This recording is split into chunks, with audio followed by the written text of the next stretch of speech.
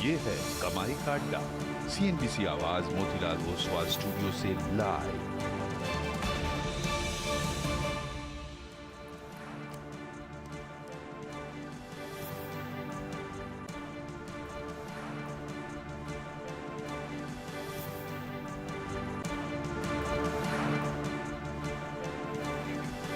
नमस्कार, CNBC आवाज Motilal Oswal studios में आप सभी का स्वागत है। आखिरी 1.5 घंटे में भारतीय बाजारों की चाल कैसी रहेगी?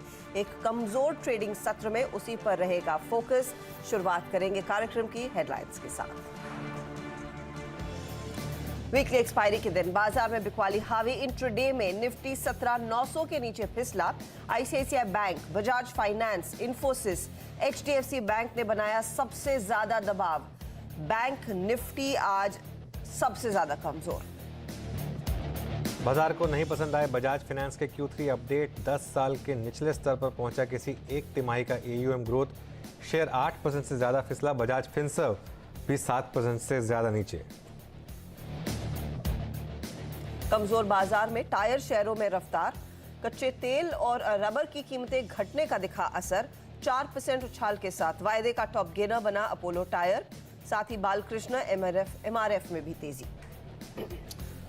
क्रूड में गिरावट और मैरिको के Q3 में डिमांड रिकवरी के बाद FMCG शेयरों में तेजी। 1% उछला Nifty FMCG index. Britannia, Tata consumer और मैरिको में 2% तक की मजबूती। यूपी में निवेश बढ़ाने के लिए CM योगी ने मुंबई में किया mega road show. Reliance, Tata, Adani, Birla group समेत देश के दिग्गज इंडस्ट्रियलिस्ट को निवेश का दिया न्योता। कहा PM मोदी के नेतृत्व आगे बढ़ रहा है देश। नमस्कार, स्वागत है आपका कमाई का अड्डा में। मैं हूं अनुज सिंघल, मेरे साथ हर्षिता यहाँ मुंबई में और वीरू जुड़ेंगे दिल्ली से। और एक बेहद ख़राब शुरुआत इस साल की मार्केट के लिए। पहला दिन काफ़ी अच्छा था, उसके बाद काफ़ी बड़ी गिरावट। और जो आज मैं सुबह ट्रेड सेटअप में एक्सपेक्ट कर रहा था उसका एग्जैक्ट उल्टा मार्केट ने किया। तो चलिए, अच्छा है, पहले दिन ही अगर मतलब गलत पड़ जाए तो हो सकता है फिर बाकी दिन थोड़ा ठीक पड़ने का एक चांसेस ज़्यादा हैं। लेकिन आज देखिए, बहुत ज़बरदस्त विशेष बेयर अटैक है आज मार्केट में। चारों तरफ सेलिंग, सभी की सभी सेक्टोरल इंडेक्सेस एक्सेप्ट फॉर वो जो FMCG इंडेक्स की बात की थी उसको छोड़ दें तो उसके अलावा चौतरफा बिक्री है। लेकिन एक चीज़ क्लियर है कि जो बिक्री है वो ज़्यादा लार्ज कैप्स में है और उसमें भी सबसे ज़्यादा बैंक निफ्टी में। तो बैंक निफ्टी ने उस वीकनेस को आज लीड किया है, जो अक्रॉस द बोर्ड सेलिंग है उसको। क्योंकि अगर आप मार्केट ब्रेड देखें तो 1:2 ठीक ठाक मार्केट ब्रेड थे, मतलब नॉर्मल डे पे भी हो सकती है। आज के दिन अगर 1:4 होती तो भी सरप्राइज़ नहीं होता। तो इससे सब देखा जाए तो क्लियरली मार्केट में डिक्लाइन है, लेकिन लार्जली लार्ज कैप स्पेसिफिक है। और ऑयल से रिलेटेड स्टॉक्स ऑब्वियसली थोड़ा अच्छा कर रहे हैं। FMCG की हमने हेडलाइन में बात की, वो अच्छा कर रहे हैं। हाँ, हालांकि लोअर लेवल से मार्केट में थोड़ी रिकवरी आप क्लियरली देख रहे हैं, खासतौर से बैंक निफ्टी में लोअर लेवल से थोड़ी रिकवरी है और निफ्टी भी थोड़ा ऊपर आने की कोशिश कर रहा है। मिड कैप इंडेक्स ग्रीन में आ गया है। तो देखते हैं लास्ट के 1.5 घंटे में हर्षिता कुछ रिकवरी बनती है नहीं, लेकिन दिन तो खैर काफ़ी ख़राब रहा है। जस्ट क्रॉस अनुज, और आज उस 230 फैक्टर की बहुत ज़्यादा ज़रूरत है कि कहीं ना कहीं सपोर्ट लेके मार्केट घूमे। जैसे आप मेंशन करें, निफ्टी बैंक ने तो वो लिया है और निफ्टी ने भी इनफैक्ट आज पूरी तरह से हिलाकर रख दिया बुल्स को। अनुज, इस तरह के डीप कट्स एक्सपेक्टेड तो बिल्कुल नहीं थे, स्पेशली जब आपका ग्लोबल सेटअप इतना पॉजिटिव हो और वहां पर कुछ नेगेटिव नहीं निकल कर आया हो। इतनी एट लॉस ऑफ वर्ड्स, इतनी भयानक बिकवाली की वजह कुछ समझ तो नहीं आ रही है। नहीं, देखिए, पहले आज की बात कर लेते हैं, फिर हम उस पर भी जाने की कोशिश करेंगे। ये आज जो मार्केट में हुआ है क्लियरली एक मुझे लग रहा है कि एक स्टॉप लॉसेस ट्रिगर हुए हैं लोगों के। आज जो सुबह हमने एक लेवल सजेस्ट किया था, वो सुबह एक बार वहाँ से मार्केट ऊपर घूमा, एक उसके बाद उसको हमने रिवाइज भी किया था स्टॉप लॉस को। लेकिन एक बार जब वो टूटा मार्केट और वो इंडिविजुअल इंपॉर्टेंट लेवल टूटे निफ्टी के, उसके बाद हमने एक 1 वे डिक्लाइन देखी है। आज की जो डिक्लाइन है हर्षिता, उससे एक चीज़ कंफर्म हो गई, 20 डे एक्सपोनेंशियल मूविंग एवरेज पे हॉल्ट है, सिर्फ पॉज नहीं है। अब मार्केट वहाँ से घूम गया है और अब घूम गया मार्केट और lower end of the range market ने तोड़ दिया है। अब देखिए, लास्ट के 1.5 घंटे में हो सकता है मार्केट उछलकर वापस उस रेंज में आ जाए, फिर हम कहेंगे ये तो सिर्फ एक फॉल्स ब्रेकडाउन था।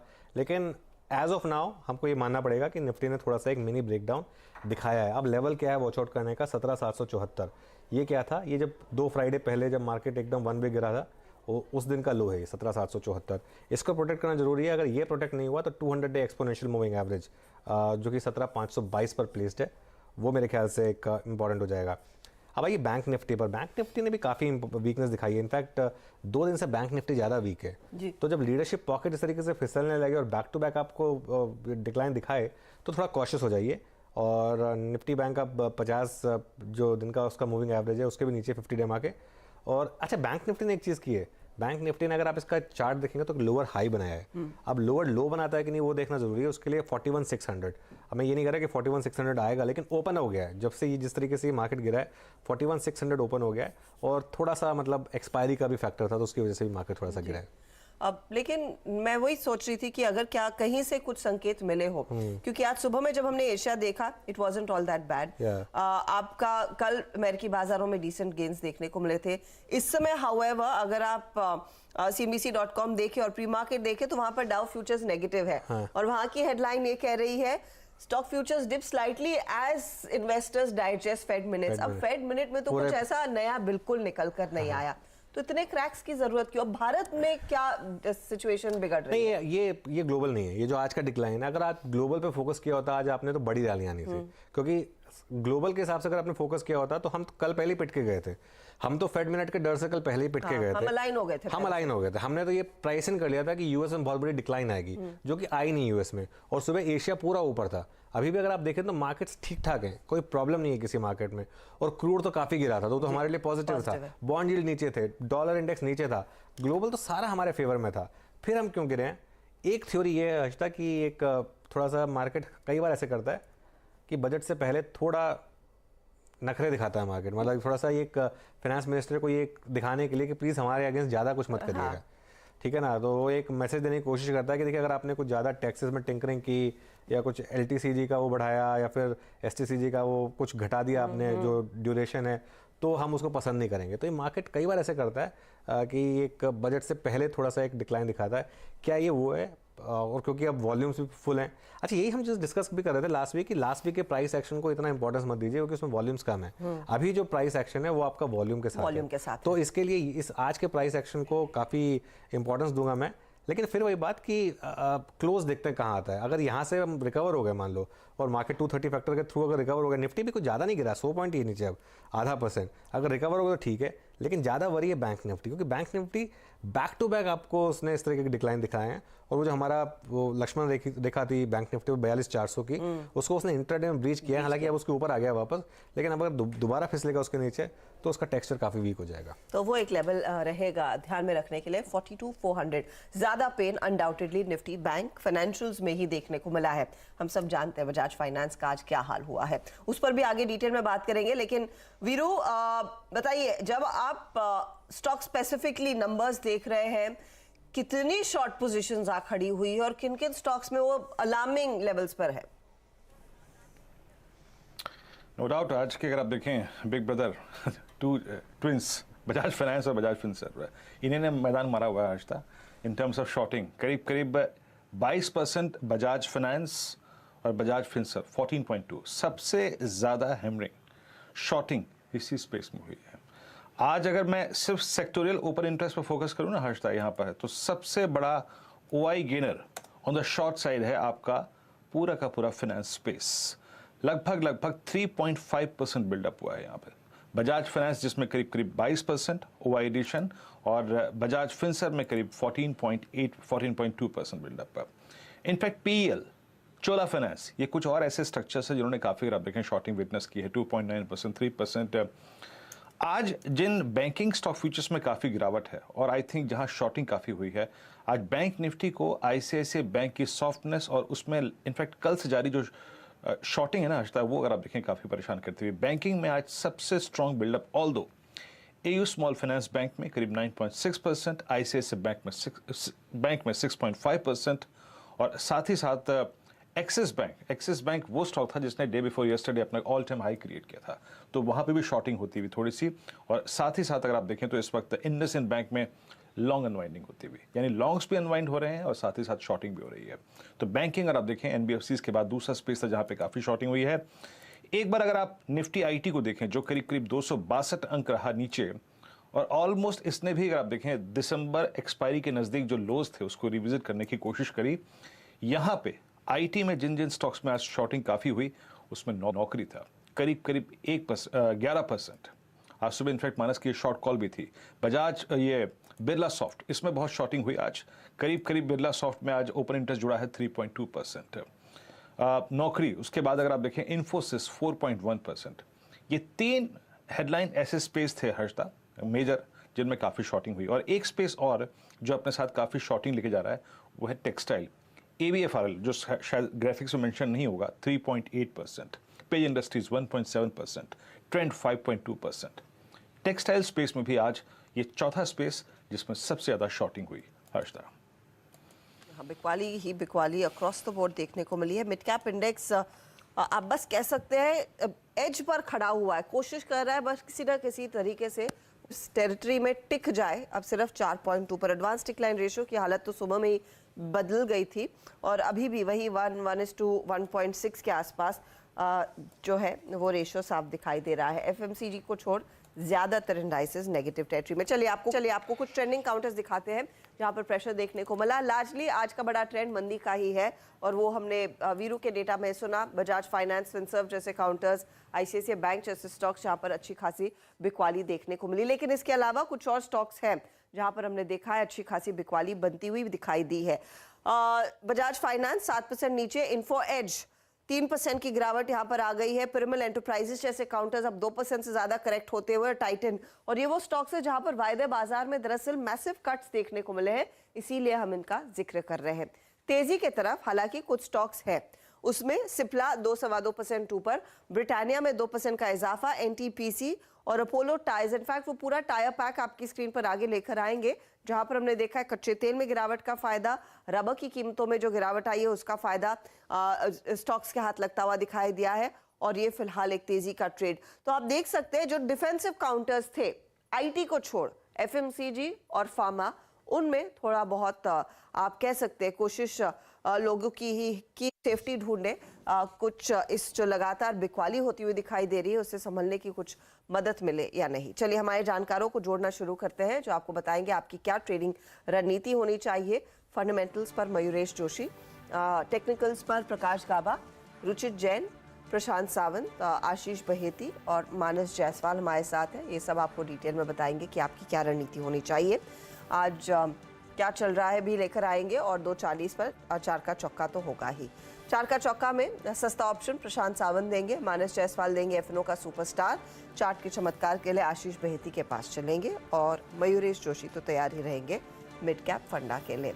आज इस बिकवाली के बीच क्या रणनीति होनी चाहिए और स्पेशली 2023 का ये साल क्या साबित करेगा इक्विटीज के लिए, इस पर बात करेंगे हम हीलियस इंडिया के CEO दिनशा ईरानी के साथ। ऑफ कोर्स डीलिंग रूम का जायजा भी आपके लिए लेकर आएंगे आगे। चलिए अपने गेस्ट को जोड़ना शुरू करते हैं और कॉल्स लेते हैं। सबसे पहले गाबा जी, गुड आफ्टरनून।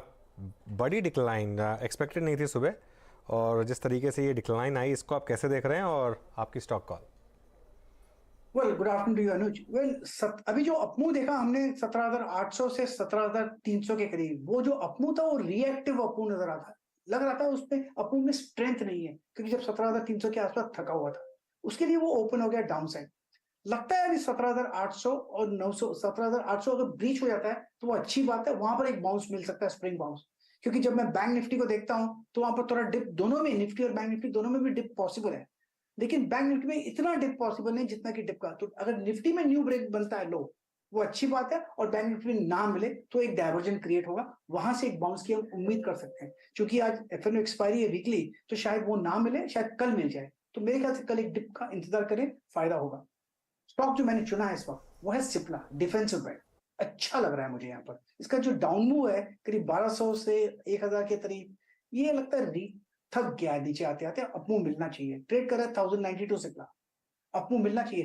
1080 का स्टॉप लगा कर चले तो शायद 1010 1020 देखने को मिलेंगे, और लगता है दिखेंगे सिप्ला में। ओके प्रकाश सर, दर्द में दवा का सहारा लेते हुए at 109.80 Cipla, it's a buy call आपकी स्क्रीन पे। यस, डे हाई पे ट्रेड करता हुआ और एक स्ट्रॉन्ग स्विंग सिप्ला। इनफैक्ट इसकी कॉल्स 1080 और 1100 की कॉल इस वक्त डे हाई पे ट्रेड कर रही है। ये मेरे स्क्रीन पर आप देखें जो ऑप्शन अपीयर हो रहे हैं वो सजेस्ट करते हुए। मानस, गुड आफ्टरनून। आपका कन्विक्शन ट्रेड इस वक्त का, मानस? जी, गुड आफ्टरनून वीरेंद्र जी। तो देखिए, जो कन्विक्शन ट्रेड है वो इन्फोसिस है। इन्फी पे बिकवाली करने की सलाह है। हालांकि हमने 2-3 दिन में अच्छी खासी गिरावट देख ली, लेकिन अगर आप डेली चार्ट पे जाएंगे तो वहां पर आपको एक हेड एंड शोल्डर पैटर्न दिखेगा, जिसका नेकलाइन 1482 के आसपास था, ऑलरेडी ब्रीच हो चुका है, उसके नीचे फिसला है, वहां पर वॉल्यूम देखे जा रहे हैं। तो मेरा समझना है कि एक बड़ी गिरावट इन्फी में देखने को मिल सकती है।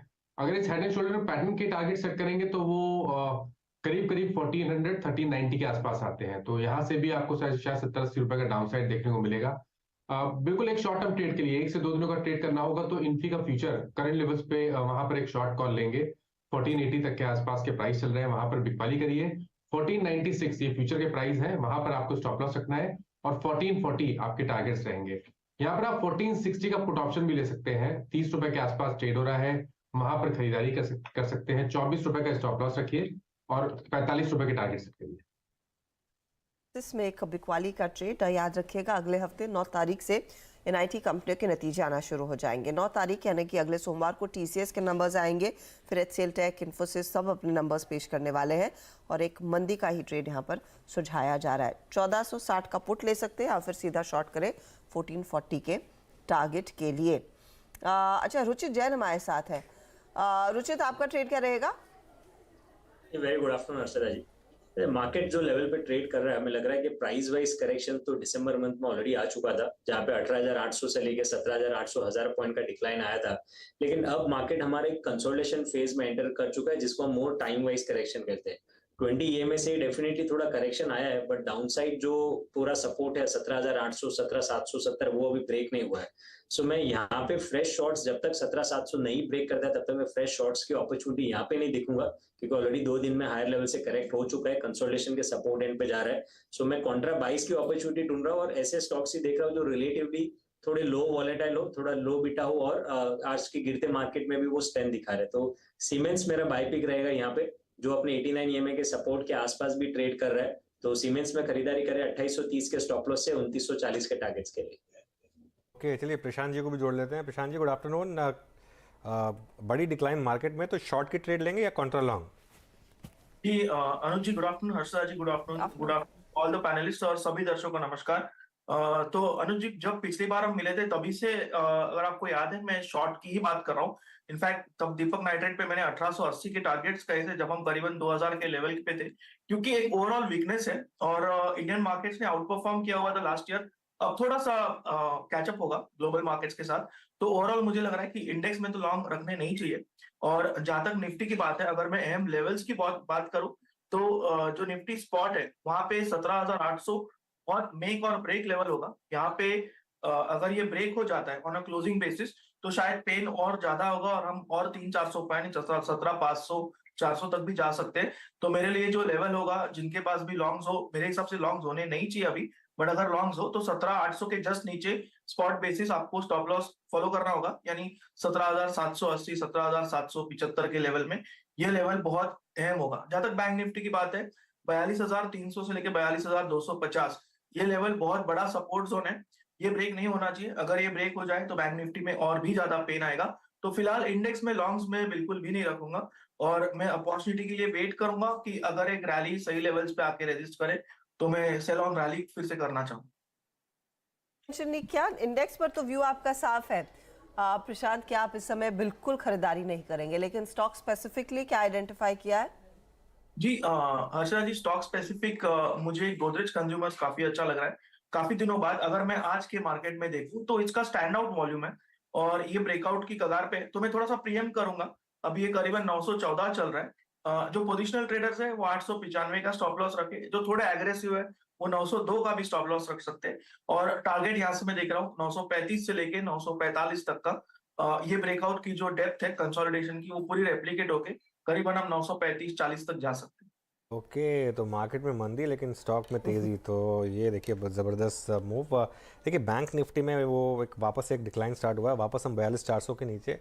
अब डे लो अगर टूटा तो बड़ी वीकनेस आएगी बैंक निफ्टी में एक्सपायरी वाली, तो इस चीज़ का ध्यान रखिएगा आप। ये जो करीब करीब 1:30 बजे वाला लो था और उसके बाद एक नॉर्मली आप मूव देखते हैं, वो एक मूव अब फिजल आउट हो रहा है, तो उस पर ध्यान रखिए। खासतौर से आईसीआईसीआई बैंक ने जिस तरीके से ब्रेकडाउन दिखाया आज, 2.5% का मूव बैंक आईसीआईसीआई बैंक में डाउन साइड में, और अगर इसने तो डे लो लगा दिया है और सुबह इसी ने स्टार्ट किया था मार्केट को नीचे गिराना, तो ICICI बैंक ने तो डे लो लगा दिया है। और नॉर्मली जब मार्केट लीडर डे लो लगाता है तो इंडेक्स भी फॉलो करता है। और अगर आप कंट्रीब्यूशन देखेंगे बैंक निफ्टी का, तो मेरे ख्याल से ये 560 पॉइंट के डिक्लाइन में आराम से करीब 300 साढ़े 300 पॉइंट ICICI बैंक का कंट्रीब्यूशन होगा, 350 पॉइंट के करीब ICICI बैंक का कंट्रीब्यूशन। बहुत इंटरेस्टिंग रिपोर्ट आपकी स्क्रीन पर नीचे फ्लैश कर रही है कि सरकारी कंपनी MMTC को लेकर, मैं 2 बार पढ़ रहा हूँ उसको एक्चुअली, कि क्या इसको बंद करने पर कुछ फैसला हो सकता है। लक्ष्मण जी को जोड़ लेते हैं। लक्ष्मण जी, गुड आफ्टरनून, समझाइए स्टोरी को। देखिए, दरअसल जो सरकारी कंपनी है MMTC, इसको बंद करने पर अंतिम फैसला अगले हफ्ते हो सकता है। और अगले हफ्ते कोर ग्रुप ऑफ ऑफिसर्स की एक महत्वपूर्ण बैठक होने वाली है। अगले हफ्ते बोलें तो ये 13 जनवरी को बताऊं, और ये बैठक जो है नीति आयोग के CEO की अगुवाई में होगी, जिसमें विनिवेश मंत्रालय, डिपार्टमेंट ऑफ पब्लिक एंटरप्राइजेस के सचिव होंगे और साथ ही साथ वाणिज्य मंत्रालय के अधिकारी होंगे। और उसमें MMTC के भविष्य पर फैसला होगा। बहुत हद तक संभावना है कि इसको बंद करने पर फैसला हो जाए। इसके बंद करने की रूपरेखा क्या होगी, तरीका क्या होगा, इस पे इस बैठक में चर्चा होगी। और MMTC को लेके पहले बता दूं कि सरकार ने जो न्यू पब्लिक एंटरप्राइज पॉलिसी लाई थी, उसके तहत MMTC को नॉन स्ट्रेटेजिक सेक्टर की PSU माना था। उसके बाद ही लग गया था कि बंद होने जा रहा है। और पिछले महीने आपको ये भी चीज़ ध्यान देना होगा कि सरकार ने कैनलाइजिंग एजेंसी के तौर पर MMTC की मान्यता भी खत्म कर दी थी। यानी MMTC कारोबार समेटने की प्रक्रिया शुरू हो चुकी है और अब MMTC पर ताले लगाने की जो है सो औपचारिक ऐलान या फिर कहें कि उस प्रस्ताव पर मुहर जो है अगले हफ्ते लगने की संभावना है कोर ग्रुप ऑफ ऑफिसर्स की बैठक। पर एक ऐसे समय जहां पर सरकार हर कोशिश कर रही है का एसेट्स में विनिवेश करने की, ये MMTC को बंद करने का फैसला क्यों? क्योंकि पहले कुछ ऐसी बातचीत हो रही थी कि शायद विनिवेश के बारे में सोच सकते हैं, वो एक विकल्प क्यों नहीं था सरकार के लिए? देखिए, दरअसल सरकार ने अलग अलग विकल्पों पर विचार किया। पहले विकल्प ये रखा कि STC, MMTC, PEC तीनों को मर्ज कर दिया जाए। मर्ज करने के बाद फिर उसको विनिवेश किया जाए।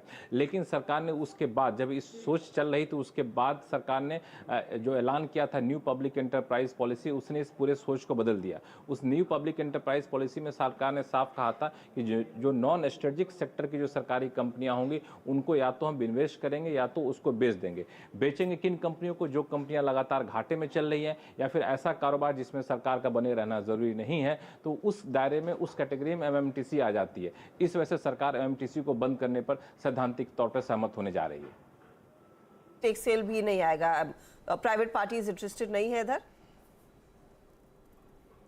हाँ बिल्कुल, इसमें स्ट्रेटेजिक सेल नहीं आएगा, प्राइवेट पार्टी को नहीं दिया जाएगा। ये MMTC को बिल्कुल सरकार क्लोजर रिपोर्ट जिसको कहते हैं वो इसमें होगी। हालांकि उसकी प्रक्रिया क्या होगी, वो जो 13 तारीख को बैठक है कोर ग्रुप ऑफ ऑफिसर्स की, उस प्रक्रिया को अंतिम रूप दिया जाएगा कि आखिर किस प्रक्रिया के तहत MMTC को बंद करने जाएंगे। और MMTC का जो कारोबार था, अगर स्ट्रेटेजिक सेल करना होता तो कारोबार सरकार नहीं समेटती। MMTC दरअसल जो प्रीसियस मेटल है, माइनिंग है, इन सबको इम्पोर्ट करने की एक सरकारी एजेंसी थी। अब चूंकि वो सरकारी एजेंसी की मान्यता खत्म कर दी थी 2 महीने पहले, उसके बाद ही लगभग ये संकेत मिलने शुरू हो गए थे। तो अब सरकार MMTC कारोबार को आगे बढ़ाना ही नहीं चाहती, क्योंकि कई सारे प्राइवेट कंपनियां हैं जो MMTC से ज़्यादा बेहतर हालत में हैं और इस कारोबार में ज़्यादा प्रभावशाली तरीके से अपनी भूमिका निभा रहे हैं। ऐसे में MMTC को लेकर बाजार में जाना बहुत फायदे का सौदा नहीं होता। यही वजह कि सरकार MMTC को बंद करना चाहती है।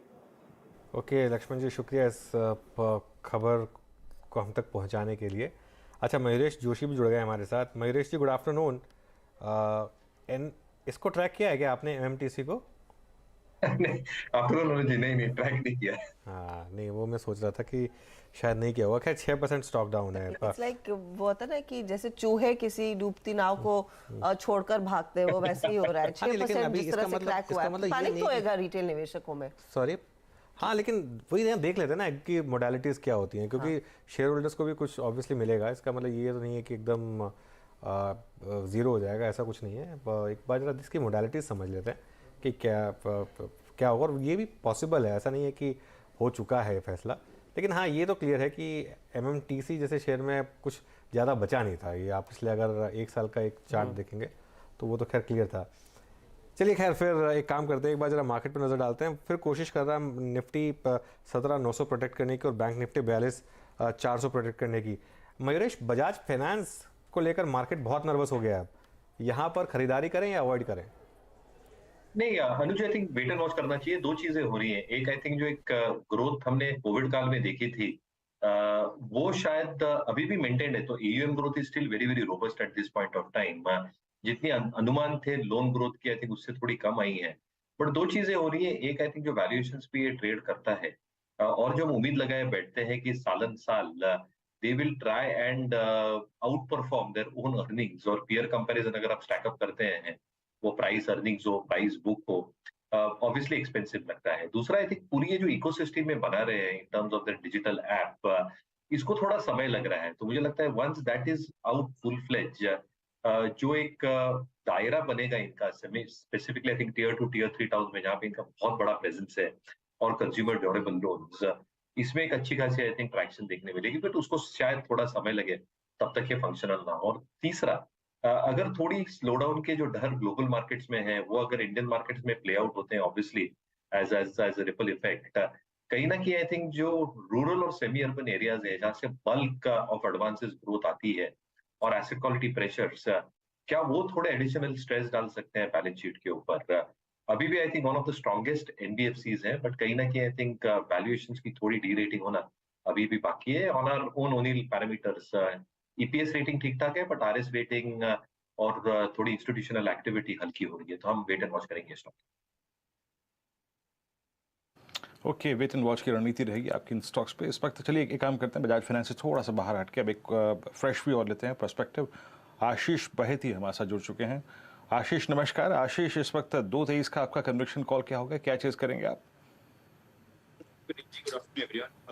डॉक्टर रेड्डीज काफी अच्छा लग रहा है लेवल पे। एक फार्मा में आज हमने बाइंग इंटरेस्ट पूरा देखा है, सिप्ला, जाइडस, अबॉट, सब में एक अच्छा बाइंग इंटरेस्ट बना हुआ दिख रहा है। और जिस हिसाब से डॉक्टर रेड्डीज अब बेस बनाकर मूव कर रहा है, हमें लग रहा है कि 20 नेमा ब्रीच कर देगा, तो डॉक्टर रेड्डीज में खरीदारी की सलाह रहेगी। स्टॉप लॉस मेंटेन करना है, वो 40 to 40 का स्टॉप लॉस मेंटेन करे, और जो टारगेट्स इसके 43-40 के टारगेट्स के लिए खरीदारी की सलाह है। ओके, DRL मेरा देखें, आपकी डॉक्टर रेड्डीज में बाइंग किया है 4279 पे ट्रेड करता हुआ, और आपकी स्क्रीन पे लगभग डे हाई की ट्रेजेक्ट्री में, और मोस्ट आप देखें डे हाई की ट्रेजेक्ट्री में है, और जनाब यस डे हाई पर इट्स अ बाय 4279 है। अच्छा, अब एक बार ICICI बैंक लेके आइए, अभी अनुज ने मुद्दा भी छड़ा इसका। ICICI बैंक अगर आप लगभग 1 दिसंबर की पूरी सीरीज़ को देखें, और आप इस सीरीज़ के कुछ सेशंस को देखें, तो सबसे बड़ा प्राइस डैमेज पूरे बैंकिंग में इसी में ही हुआ है, मतलब इसमें भी हुआ है। मैं लोअर ट्रेजेक्ट्री में नहीं जा रहा हूँ, बंधन बैंक की बात नहीं कर रहा हूँ मैं, और किसी स्टॉक से कंपेयर नहीं कर रहा हूँ, लेकिन ये स्टॉक वर्सेस आई थिंक 959 अब 878 पे ट्रेड कर रहा है, 80 रुपये का रिट्रेसमेंट। मानस में आई थिंक इसकी एक पैरिटी एस्टेब्लिश कर रहा था वर्सेस FIs की फिगर्स। मैं इसको रीड कर रहा था 4 जुलाई 2022 से लेकर 21 सितंबर 2022 के बीच में इसने CY22 का सबसे वर्टिकल राइज देखा था। 4 जुलाई, डायरेक्टर साहब वो कैंडलस्टिक चार्ट दिएगा, 4 जुलाई से लेकर 21 सितंबर के बीच में। इस दौरान आपको मालूम है FIs ने लगभग 21,000 करोड़ रुपए की बाइंग की थी इस दौरान, और DIs का -803 करोड़ रुपए का आंकड़ा था। अब क्योंकि FIs की सेलिंग है, कल की बहुत वाइल्ड फिगर थी, कल की अगर आप देखें लगभग 2620 करोड़ रुपए की सेलिंग, 2604 करोड़ रुपए का इंडेक्स, 2101 करोड़ रुपए का स्टॉक फ्यूचर।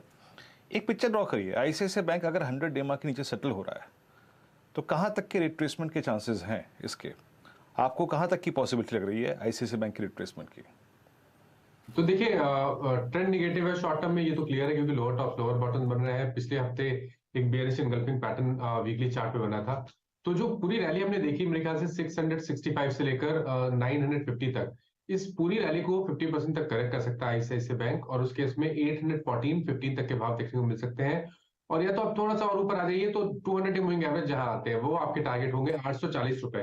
तो 840 रुपए के आपको टारगेट ICICI बैंक में अब लगाने हैं, और कभी भी कोई उछाल मिले तो अपनी लॉन्ग पोजीशन से निकल सकते हैं। एग्रेसिव ट्रेडर आप शॉर्ट कॉल ले सकते हैं, और आपके टारगेट 840 रुपए के कम से कम रहेंगे। ये ICICI बैंक एक्चुअली काफ़ी वीकनेस आ गई है ऑफ लेट ICICI बैंक में ना। ये मार्केट लीडर है तो शायद थोड़ा सा उसका एक फैक्टर है, लेकिन निफ्टी में अब थोड़ी सी रिकवरी, 17,930 वापस, और बैंक निफ्टी भी देखिए अब अच्छी खासी रिकवरी दिखा रहा है आपको, 42,465 के करीब बैंक निफ्टी आ गया। एक बार जरा कुछ स्टॉक्स ले आते हैं जो इस रिकवरी में हेल्प कर रहे हैं मार्केट की। तो HDFC बैंक इंटरडे में हालांकि रेड में है, लेकिन लोअर लेवल से रिकवरी है क्लियरली, लार्सन एंड ट्यूब्रो में थोड़ी सी रिकवरी है, in fact Larsen and Toubro green में है और वो मार्केट को क्लियरली सपोर्ट कर रहा है, तो वहाँ पर थोड़ी सी buying. ITC almost day's high, तो ये कुछ स्टॉक्स हैं जो थोड़ा सा मार्केट को इस समय सपोर्ट करने की कोशिश कर रहे हैं, तो इन स्टॉक्स पर ध्यान रखिए। चलिए आईटीसी की बात हुई है तो एफएमसीजी शेयरों की बात कर लेते हैं। पूरा का पूरा सेक्टर आज अच्छा कर रहा है और इसने काफ़ी मदद भी की है मार्केट की, और एटलीस्ट डिक्लाइन को एक अरेस्ट करने में भी थोड़ी सी इसने हेल्प की है। लागत का दबाव इनके ऊपर घट रहा है और दूसरी तरफ मार्जिन में सुधार के भी संकेत मिल रहे हैं। तो आखिरकार एफएमसीजी सेक्टर में और क्या चल रहा है, और इसके लिए यतिन से बात कर लेते हैं।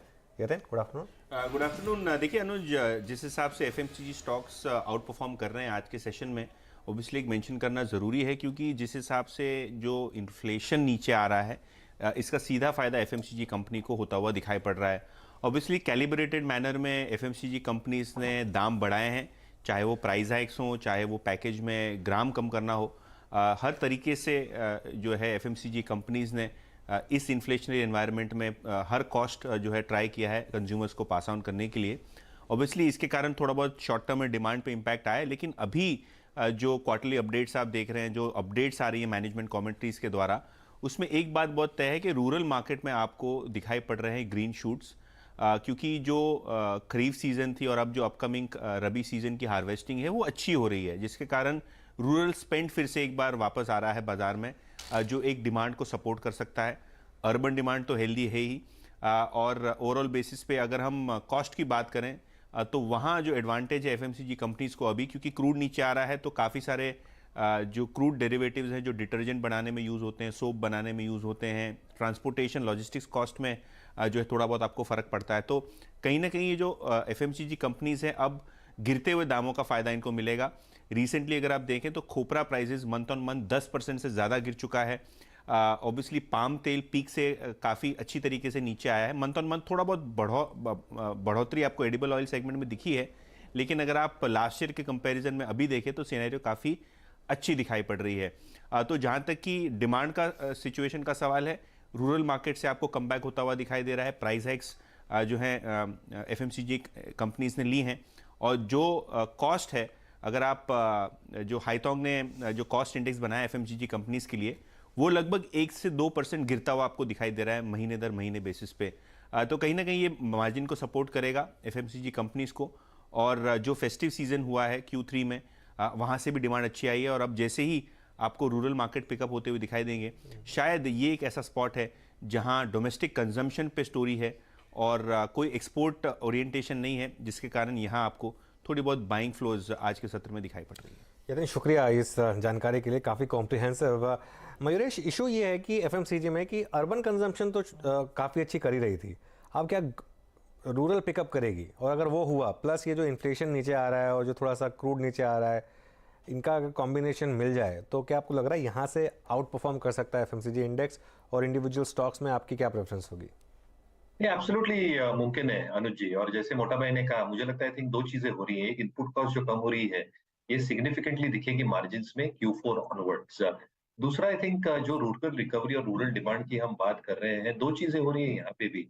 एक, आई थिंक जो साविंग हुई है राबी क्रॉप की, वो जोरदार हुई है, यानी ईयर ऑन ईयर कंपैरिजन पे 8 से 10% ज्यादा हुई है ये साल। और सरकार, because it's going to be an election year the year after this, जो एमएसपी प्राइसेस है की क्रॉप्स के, स्पेसिफिकली कैश क्रॉप्स पे, इसमें हमें अच्छी खासी बढ़ोतरी देखने मिलेगी।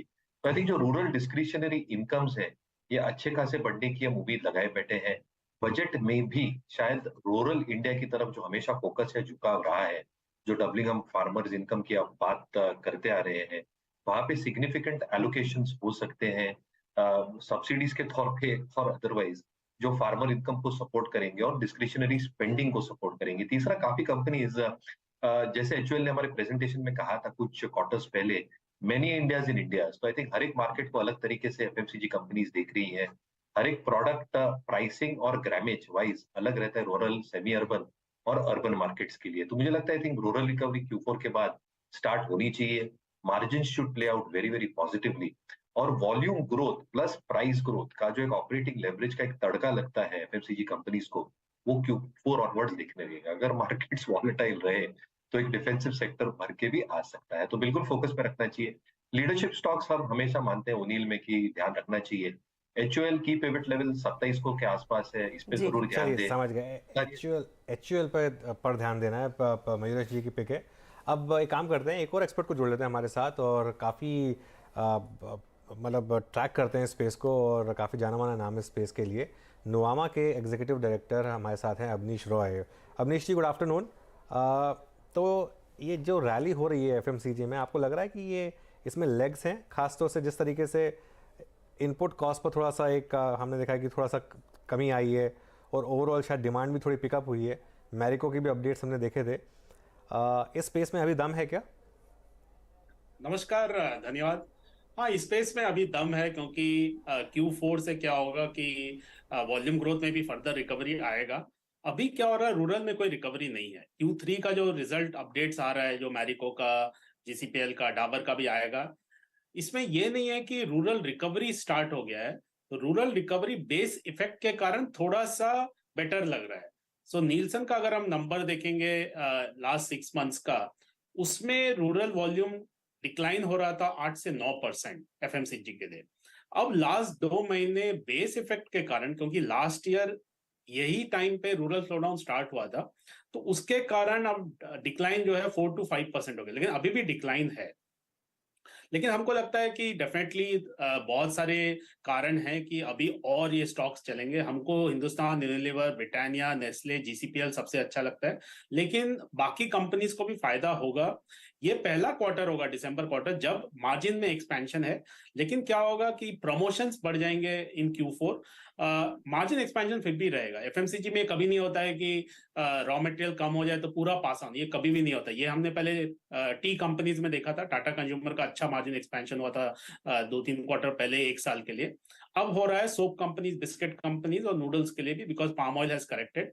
सो वो क्या होगा, प्रमोशंस के कारण वॉल्यूम ग्रोथ भी इंप्रूव हो जाएगा। इलेक्शन ईयर आ रहा है, जनरल इलेक्शंस, 8-9 स्टेट इलेक्शन, उसके कारण भी थोड़ा सा सेंटिमेंटल बेनिफिट मिलेगा। ऑल्दो मुझे लगता है इसके कारण डिमांड बहुत नहीं बढ़ता है। ऐसा नहीं है कि सिर्फ 5th ईयर में गवर्नमेंट काम करती है। आजकल इलेक्शन हर साल होता है, और हर साल रूरल पे गवर्नमेंट का स्टिमुलस काफी रहता है। लेकिन in the current scenario, rural consumer को जो डिफ्लेशन होगा, फर्टिलाइजर एंड डीजल प्राइसेस, उसका भी बेनिफिट अभी आना बाकी है। तो I would say that Hindustan Unilever, Britannia, Nestle, GCPL and all other FMCG में भी डेफिनेटली अभी रैली चालू है। नेक्स्ट 6-9 मंथ्स में अच्छा रिटर्न बन सकता है सब। 6 से 9 महीनों में अच्छे रिटर्न बनेंगे, लेकिन जो अब तक अभी भी प्रॉब्लम है वो मास मार्केट में पिकअप नहीं देखने को मिला है। अवनीश, पैराशूट के हमने डेटा पॉइंट्स पढ़ लिए थे आज सुबह में जब मैरिको का अपडेट आया। HUL ने भी अपनी Q2 की कमेंट्री में यही कहा था कि प्रीमियम अर्बन मार्केट में अच्छी खासी ग्रोथ है, लेकिन मास मार्केट ब्रांड्स इतना अच्छा नहीं कर रहे हैं। क्या वहां पर साइंस ऑफ रिवाइवल आना शुरू हो जाएंगी इस साल के अंत तक, विच इज Q4, जो शायद मयूरेश भी इंडिकेट कर रहे थे, या फिर लार्जली वो एक्सपेक्टेशन अगले वित्त वर्ष बजट के बाद के लिए ही रखे? हमको लगता है ये अगले वित्त वर्ष में ही होगा। Q4 में मुझे नहीं लगता अभी कुछ मैजिक होने वाला है, क्योंकि Q4 स्टार्ट हो गया है। अभी तक हमको ग्राउंड लेवल से कुछ भी ऐसा नहीं लगा है कि ड्रामेटिक रिकवरी है। इसमें एक बहुत बड़ा कारण ये है कि 4 बड़े स्टेट्स में इस बार मॉनसून काफी खराब था। यूपी, बिहार, झारखंड, बंगाल में 20 से 30% का डेफिसिट था रेनफॉल में, और ये हम भूल जाते हैं। अगर हम पूरा रेनफॉल देखेंगे तो उससे नंबर अच्छा लगेगा, लेकिन ये 4 स्टेट काफी बड़े हैं। ये FMCG के लिए almost 30% plus kind of a population base है, कंज्यूमर बेस है। तो ये एक बड़ा रीजन है। And second, diesel and fertiliser में अभी भी काफी इन्फ्लेशन है, तो फार्मर का बहुत पैसा नहीं है। तो मुझे लगता है Q4 is still a margin recovery story. So Q3 से Q4 मार्जिन फर्दर इंप्रूव होगा, क्योंकि फुल बेनिफिट आएगा। लेकिन रूरल रिकवरी हमको लगता है कि नेक्स्ट वित्त वर्ष में ही आएगा। अच्छा, अवनीश जी, एक बात पूछना चाहूंगा, जो अभी अनुज के प्रश्न के उत्तर के एवज में आपने कही, आपको प्राइस हाइक के चांसेस लग रहे हैं CY23 में, या फिर नहीं? या फिर आप कहते हैं कि नहीं, प्रमोशनल एक्सपेंसेस बढ़ेंगे और उसको अगर आप देखें उसका मार्जिन से बहुत स्ट्रॉन्ग इंपैक्ट ना पड़े, इसके लिए प्राइस हाइक्स भी होंगे? और एक सर आइसोलेशन में आपका चाहूंगा ITC पर view, I mean star performer रहा ये CY22 का, इस पर आपका व्यू। श्योर, पहला मैं आपका सेकंड पार्ट लूंगा। ITC हमने अपग्रेड किया था फरवरी में पोस्ट बजट, तो उसके बाद रिटर्न काफी अच्छा रहा है। इनफैक्ट निफ्टी में one of the best returns, and with in FMCG also one of the best returns ITC का रहा। Q3 में स्टिल अर्निंग्स अच्छे रहेंगे। हमको एक्सपेक्टेशन है कि 17% EBITDA बढ़ेगा, जो कि अगेन काफी अच्छा है। लेकिन मुझे लगता है कि अभी फरवरी 1 को क्या होगा वो निवेशक देखेंगे। हमको लगता है कि given this is the third year, tax hike आने का चांस अच्छा खासा है। क्वेश्चन इज 10% हाइक आएगा सिगरेट टैक्सेस में कि 12% आएगा कि 15% आएगा, वो क्वेश्चन है। अगर गवर्नमेंट 12 से 15% करती है तो उस केस में मार्केट को वो अच्छा नहीं लगेगा, क्योंकि उस केस में क्या होता है, इलीगल और स्मगल्ड सिगरेट वापस आ जाता है। ये गवर्नमेंट के लिए भी अच्छा है, कस्टमर के लिए भी अच्छा है, और ऑफ कोर्स सिगरेट कंपनीज के लिए भी अच्छा है। एक रैशनल टैक्स हाइक हो और बीडी एक्सेट्रा को भी टैक्सेशन हो, वो मार्केट देखना चाहेगा। सो एज ऑफ नाउ मुझे लगता है आईटीसी फरवरी 1 तक थोड़ा सा वो देखना पड़ेगा। So it is not among our topics. Coming back to price hike, मुझे लगता है अभी प्राइस हाइक की कोई जरूरत नहीं है। लास्ट 2 साल इतना प्राइस हाइक हुआ है, इतना इन्फ्लेशन हुआ है। अब तो अदर थिंग है कि इफ यू सी सोप्स में कंपनीज ने 8 से 9% का प्राइस कटाया है। सिमिलरली एडिबल ऑयल में भी प्राइस घटा है। तो मुझे नहीं लगता अभी कोई प्राइस हाइक की कोई सोच भी रहा है। एक आध कैटेगरी में हो सकता है जहां पे स्पेसिफिक है, बट हाँ, in any given year long term FMCG company 2 से 3% हाइक लेती है। लेकिन मुझे नहीं लगता नेक्स्ट 2-3 क्वार्टर कोई कंपनी को हाइक का जरूरत होगा given the current raw material. Okay, अच्छा, एक जो पेंट कंपनियां हैं उस पर क्या व्यू होगा? खासतौर से एशियन पेंट्स है, यहाँ पर कोई व्यू अवनीश? सो एशियन पेंट्स हमको अच्छा लगता है Q3 के नजरिए से नहीं। Q3 में क्या है कि पहला जो महीना था अक्टूबर महीना, उसमें काफी बारिश हो गई थी। जब भी बारिश होता है तब क्या होता है, कस्टमर एक्सटीरियर पेंट कर ही नहीं सकता है। और इस बार वो दिवाली के साथ सिर्फ 8-10 दिन का गैप मिला था। नॉर्मली गैप अगर 3 हफ्ता रहता है तब फेस्टिवल डिमांड अच्छा रहता है। तो इस बार फेस्टिवल डिमांड बारिश के कारण कमजोर था। Structurally there is no problem, but हाँ, from a raw material and margin perspective Asian paint का अच्छा इंप्रूवमेंट हमको लगता है दिसंबर में आएगा, लेकिन बड़ा इंप्रूवमेंट Q4 में आएगा। और FY24 एज ऑफ नाउ अच्छा साल लग रहा है from margin perspective. Of course Grasim का रिस्क हर पेंट कंपनी पे है, लेकिन उसमें अभी भी 4 से 5 क्वार्टर बचा हुआ है। सो नेट नेट इस स्पेस में हमको एशियन पेंट्स बेस्ट लगता है। मार्केट शेयर गेन भी हो रहा है, लेकिन Q3 में वॉल्यूम वीक रहेगा। तो हमको लगता है कि मार्जिन रिकवरी रहेगा, लेकिन volume all paint companies will be weak in Q3। एक very quick question, food segment में हमने देखा था अच्छी खासी ग्रोथ थी, specially on the volume front nearly 3.2%, लेकिन नॉन फूड सेगमेंट में 3.6% का डिक्लाइन सेकंड क्वार्टर में था। हियर ऑनवर्ड ज्यादा कंट्रीब्यूशन वॉल्यूम का क्या फूड सेगमेंट में ही रहेगा, या फिर आपको लग रहा है जो सोप प्राइसेस में करेक्शन हुआ है वो भी कंट्रीब्यूट करेगा कुछ कंपनियों के लिए? हाँ, हमको अभी ये फीडबैक मिल रहा है कि फूड में अच्छा ग्रोथ है, पर्सनल केयर में और हाउस होल्ड में थोड़ा सा चैलेंजिंग है। इन टर्म्स ऑफ नीलसन एफएमसीजी कुछ कंपनीज अच्छे कर रहे हैं, जैसे कि गोदरेज कंज्यूमर का HI जो कि होम एंड पर्सनल केयर में आता है, उसमें बहुत अच्छा ग्रोथ रिकवरी है versus decline in previous quarters. इस बार ग्रोथ आ रहा है, which is a good development. But foods necessary है, फूड्स के बिना of course it's an absolutely necessary thing. इसीलिए जो रूरल कंज्यूमर कट डाउन कर रहा है वो कट डाउन कहाँ करेगा? मान लीजिए स्किन क्रीम है, उस स्किन क्रीम के बिना भी आप जिंदा रह सकते हैं, या मान लीजिए कुछ हेयर कलर है, हेयर ऑयल है। हेयर ऑयल पे इसलिए मैरिको का नंबर्स या बजाज या डाबर का नंबर वीक रहेगा, बिकॉज वहां पे आप कट बैक कर सकते हैं। लेकिन foods is a necessary part of consumption. Yes, तो आपका कहना सही है कि Q3 में most companies which are food based, that's why हमको लगता है कि ब्रिटानिया और नेस्ले का नंबर अच्छे रहेंगे, while someone like a Marico, Imami, JC, Dabur, etc. Personal care and home में थोड़ा सा ग्रोथ कम रहेगा। शुक्रिया जुड़ने के लिए। वैसे अपनी अपनी चॉइस, कई लोग कहेंगे खाने के बिना रह लेंगे लेकिन क्रीम के बिना नहीं रह पाएंगे तो हेयर कलर के बिना नहीं रह पाएंगे लेकिन हाँ, जो बात कर रहे हैं अवनीश जी वो खैर समझ में आ गई। तो खैर शुक्रिया हमारे साथ जुड़ने के लिए। चलिए, अब 2:40 हो गए हैं और एक बार जरा मार्केट में नज़र डालते हैं। रिकवरी है और खासतौर से मिड कैप में अच्छी रिकवरी है। मिड कैप इंडेक्स तो अब इनफैक्ट ग्रीन में है, अच्छा खासा ग्रीन में है। और एडवांस डिक्लाइन में जो हमने शो स्टार्ट किया था, आपको याद होगा 1:2 का था एग्जैक्ट, अब 1:1.5 से ऑलरेडी बेटर हो चुका है। तो ये मिड कैप इंडेक्स में एक ज़बरदस्त आप रिकवरी देख रहे हैं लोअर लेवल से। और एडवांस डिक्लाइन देखिए वो अब ग्रीन लाइन वापस रेड लाइन को ओवरटेक करने वाली है। अच्छा, हम क्या क्या डिस्कस करने वाले हैं? सस्ता ऑप्शन प्रशांत सावंत जी की तरफ से आएगा, FNO सुपरस्टार मानस जायसवाल, चार्ट का चमत्कार आज आशीष बहेती जी की तरफ से, और मिड कैप फंडा मयूरेश जोशी देंगे। तो एक काम करते हैं, सस्ता ऑप्शन से शुरू करते हैं। प्रशांत सावंत ने वैसे आज 12 बजे के शो में एक हीरो या जीरो ट्रेड पर 18,000 की पुट सजेस्ट की थी 45 रुपये पर। इसका टारगेट 95 हिट हुआ और 112 तक गया था। प्रशांत जी, पहले तो उसके लिए मुबारक आपको, टारगेट आपका हिट हुआ उसमें। आप बताइए अब क्या सस्ता ऑप्शन ले रहे हैं?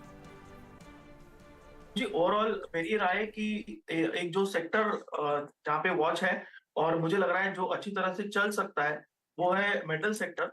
और मुझे इसमें सारे ही स्टॉक अच्छे लग रहे हैं, बट ओवरऑल अगर मैं एक ऑप्शन के जरिए देखना चाहूँ तो जो हिंडाल्को की 470 स्ट्राइक प्राइस की कॉल ऑप्शन है, करीबन 10 और 11 के बीच चलती है। ये एक अच्छे लेवल पे आई है, मुझे लग रहा है यहाँ पे रिस्क कम है। ये मैं इसलिए नहीं बाय कर रहा हूँ कि ये बहुत जल्द चल सकती है, ये मैं इसलिए बाय कर रहा हूँ क्योंकि ये स्ट्रॉन्ग सेक्टर है, यहाँ पे रिस्क कम है। तो अभी ये करीबन 10:30-11 के बीच में मैं यहाँ पे स्टॉप लॉस रखूंगा 7 का, 7 का, जस्ट नीचे 6.8 6.9। और यहाँ से टारगेट 1 जो मेरा होगा वो करीबन होगा 18 का, 18 का, और टारगेट 2 होगा 24 का। हिंडाल्को पर 470 का कॉल लेने की सलाह, जहां पर एक बहुत तगड़ी अपॉर्चुनिटी देखने को मिली है। इनफैक्ट हिंडाल्को ही नहीं, आप अगर टाटा स्टील भी देखें पिछले 10-15 मिनटों में या फिर पिछले आधे घंटे का चार्ट इसका देखें तो वहां पर निचले लेवल से कुछ रिकवरी आती हुई दिखाई दी है। तो इसने ये पहले भी 2 दफा अटेम्प्ट किया इस दिन के दौरान। देखते हैं इस आखिरी आधे घंटे 1.5 घंटे के ट्रेड में क्या निकल कर आता है, लेकिन हिंडाल्को प्रशांत सावंत की इस समय की पिक है। चलिए अब अगले ट्रेड की तरफ बढ़ेंगे और मानस जायसवाल हमें बताएंगे एफएनओ का सुपरस्टार। देखिए एफएनओ के सुपरस्टार के लिए ट्रेंड पे बिकवाली करने की राय रहेगी, क्योंकि यहाँ पर lower top lower bottoms clearly दिख रहे हैं। 200 मूविंग एवरेज ब्रीच हो चुके हैं, उसके नीचे स्टॉक फिसला है। एक सपोर्ट जरूर 1280 के आसपास होगा, लेकिन पैटर्न नेगेटिव लगता है और मैं उम्मीद करता हूं कि शायद 1280 के लेवल्स भी ब्रीच हो जाएंगे, उसके नीचे फिसलेगा। इसलिए फ्यूचर में शॉर्ट करना है। ट्रेंड का फ्यूचर जो कि 1289 के आसपास ट्रेड हो रहा है, वहां पर आप बिकवाली कर सकते हैं। 1301 1301 किस फ्यूचर में आपको स्टॉप लॉस रखने हैं, और 1265 1265 ये आपके टारगेट्स रहेंगे। Trend sell at 1288 textile space में याद रखिएगा। सबसे बड़ी शॉर्टिंग जिन स्टॉक्स में हुई है उसमें अगर आप देखें ट्रेंड शामिल है। अभी भी अगर आप देखें इसका ओपन इंटरेस्ट करीब 6.5% बढ़ा है, ह्यूज अगर आप देखें इसमें शॉर्टिंग आज है। अब आगे बढ़ते हैं, आगे का ट्रेड लेते हैं आशीष बहेती जी का चार्ट का चमत्कार। आशीष क्या पिक कर रहे हैं आप? जी चार्ट के चमत्कार के रूप पे एबीबी सजेस्ट करना चाहूंगा। एक बहुत स्ट्रॉन्ग कैंडल और 200 डेमा से ही बाउंस दिया है स्टॉक ने। अब स्टॉक अपना 20 डेमा अप्रोच कर रहा है और जिस हिसाब का रिवर्सल पैटर्न दिख रहा है चार्ट पे, मुझे लग रहा है कि अब यहाँ से एक बड़ा मूव वापस देखने मिल सकता है। तो जो स्टॉप लॉस इसमें मेंटेन करना हो एक्जैक्टली इसका 200 डेमा जो है 2750 उसका एक रेसल मेंटेन करे। तो जो टारगेट्स निकल कर आ रहे हैं वो 2860 के टारगेट्स के लिए इसमें खरीदारी की सलाह है। एक मिड कैप फंडा वाले लेते हैं मयूरेश जी की तरफ से। मयूरेश जी बताइए। रेपिटेटिव रहेगा क्योंकि नया एडिशन कुछ किया नहीं है, तो ICICI Lombard non life space से काफी बढ़िया लग रहा है स्विंग ट्रेडिंग टीम को। दो चीज, एक आई थिंक जो लॉस रेशियोज हैं ये सेकंड हाफ में अच्छे खासे कम होने चाहिए, वेदर इट्स मोटर इंश्योरेंस या ग्रुप हेल्थ, और एक अच्छी खासी रिकवरी के कारण आई थिंक जो रिटर्न रेशियोज है स्पेसिफिकली आरओईज तो 17.5% के आसपास है, यहाँ पे एक जोरदार इजाफा दिखना चाहिए। जो अलग अलग बिजनेस सेगमेंट्स है, क्रॉप प्रोटेक्शन इन्होंने 5% तक रखा है, क्योंकि कहीं ना कहीं ये बिजनेस सेगमेंट में काफी दिक्कतें आती है बिकॉज ऑफ वेदर और अदरवाइज। तीसरा, आई थिंक इन जनरल जो ग्रॉस रिटर्न प्रीमियम है यहाँ पे अच्छा खासा इजाफा कंपनी मान के चल रही है। और अगर मैं स्टैकअप करूँ non life players return ratio specifically, I think return on equity हो या रिटर्न ऑन एम्बेडेड वैल्यू हो, तो कहीं ना कहीं आई थिंक जो एक्सपेक्टेशन हम मान के चल रहे हैं in terms of growth both through motor, growth in health, group health, retail health as well, यहाँ पे अच्छा खासा इजाफा आ सकता है। तो मेरे हिसाब से आई थिंक आईसीआईसीआई लोम्बार्ड पे ध्यान देना चाहिए। 1440 का हमारे टीम का लक्ष्य विद स्टॉप लॉस जो हम हमेशा प्लेस करते हैं 1220 पे। तो ये फिलहाल एक अच्छी अपॉर्चुनिटी, और इंश्योरेंस कंपनियों ने इनफैक्ट मार्केट के इस फॉल को अरेस्ट करने में काफ़ी योगदान दिया है कल और आज भी आप देखिए आईसीआईसीआई लोम्बार्ड करीब 2% ऊपर है। एक मौका यहाँ। चलिए फटाफट से आपके लिए रिकैप कर देते हो 4 का चौका के ट्रेड्स। शुरुआत हिंडाल्को के सौदे के साथ हुई। 470 का दरअसल कॉल लेने की सलाह प्रशांत सावंत दे रहे हैं। बाय कॉल है, 18 टारगेट रहेगा, उसके आगे 24 के लेवल्स भी देखने को मिल सकते हैं। ट्रेंड पर हालांकि शॉर्ट की ही सलाह मानस दे रहे हैं। एफएनओ का सुपरस्टार 1265 का टारगेट, 1301 स्टॉप लॉस रहेगा। आशीष बहेती ने पिक किया है एबीबी, 2860 के लिए बाय कॉल है, 3% ऊपर बाय द वे स्टॉक, 2750 के आसपास ट्रेड का स्टॉप लॉस लगाएंगे। और आईसीआईसीआई लोम्बार्ड भी एक बाय कॉल के तौर पर उभरा है, जहां पर एक और खरीदारी की ही राय आ रही है। तो ये फिलहाल कुछ ट्रेड्स जहां पर हमने देखा अच्छा खासा मोमेंटम, अच्छा खासा एक्शन तेजी की तरफ। कुछ और स्टॉक्स आपकी स्क्रीन पर लेकर आते हैं जहां पर रेजिलियंस है। गिरते बाजार में देखिए पोजीशंस तेजी की कायम है। पीएफसी आरईसी आपको याद होगा हफ्ते की शुरुआत में आइडेंटिफाई किए गए थे।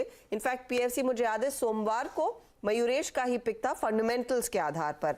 टेक्निकली रुचित इन स्टॉक्स पर एक बार आप व्यू दीजिए, क्या अभी भी आपको लग रहा है स्कोप है इनमें तेजी बनाए रखने का? अगर किसी ने सोमवार से अब तक होल्ड किया है उनके लिए सलाह क्या होगी, क्या बने रहे? आई थिंक यस, बिल्कुल बने रहने की सलाह रहेगी, क्योंकि आप देखिए कि जो रिसेंट प्राइस अपमूव्स आए हैं दोनों ही स्टॉक में, स्पेसिफिकली पीएफसी में, वो प्राइस अपमूव्स है, वॉल्यूम्स काफी अच्छे हुए। अब लास्ट 2 ट्रेडिंग सेशन से ओवरऑल मार्केट करेक्ट हो रहा है, बट ये स्टॉक्स में रेजिलियंस है और जो छोटे मोटे करेक्शंस भी इंट्राडे चार्ट्स पे हो रहे हैं वो मोर एक टाइम वाइज करेक्शंस है, तो ज्यादा यहाँ पे सेलिंग नहीं दिख रही है। और इन एब्सेंस ऑफ सेलिंग जब ये स्टॉक्स गिरते मार्केट में रिलेटिव आउट परफॉर्मेंस करते हैं, तो जब भी मार्केट में कोई रिकवरी आएगी तो ऐसे स्टॉक्स में आई थिंक फिर से एक अच्छा बाइंग इंटरेस्ट देख सकते हैं। और daily charts as well as hourly charts पे जो मोमेंटम रीडिंग्स है वो अभी भी बाय मोड में है। सो हायर लेवल्स पे पीएफसी में 165 166 के टारगेट्स एक्सपेक्ट कर सकते हैं, तो कोई एग्जिस्टिंग पोजीशंस है तो ये स्टॉक्स में बिल्कुल बने रहने चाहिए। चलिए कुछ स्टॉक्स लेकर आते हैं हम। सबसे पहले लेकर आइए एस्कॉर्ट्स कुबोटा। एस्कॉर्ट्स इस समय डे हाई पर और अच्छी खासी इंट्राडे में रिकवरी आपको देखने को मिलेगी। यहाँ पर गुजरात गैस एक और स्टॉक है जहाँ पर एक अच्छा खासा मोमेंटम इस समय बिल्ड होता हुआ, और गुजरात गैस हाइस पर, और BHEL एक और काउंटर जो इस समय इंट्राडे हाइज लगा रहा है। और ये वीरू को कैसे नहीं दिखा, मैं ये सोच रही थी। हाँ, ये देख लिया होगा वीरू ने, वो बस सोच ही रहे होंगे तो उससे पहले मैंने बोल दिया, लेकिन हाँ वो भी डे हाई पर है। तो ये कुछ स्टॉक्स हैं इस समय। हाँ वीरू, मैं बोलने से बचता हूँ अमूमन। जब तक कोई टोके ना तब तक बचता हूँ। मैंने देखा, फिर मुझे लगा ये वीरू के लिए छोड़ देती हूँ। अच्छा, सीमेंट स्टॉक्स में भी तेजी हो रही है। अब ACC और डालमिया भारत, ये दोनों स्टॉक्स एक बार आप इंटरडे लेकर आइए। दोनों स्टॉक्स में अच्छी खासी तेजी, ACC और डालमिया भारत। इनफैक्ट वो जो मिड कैप मार्केट है उसकी रिकवरी अब बढ़ रही है।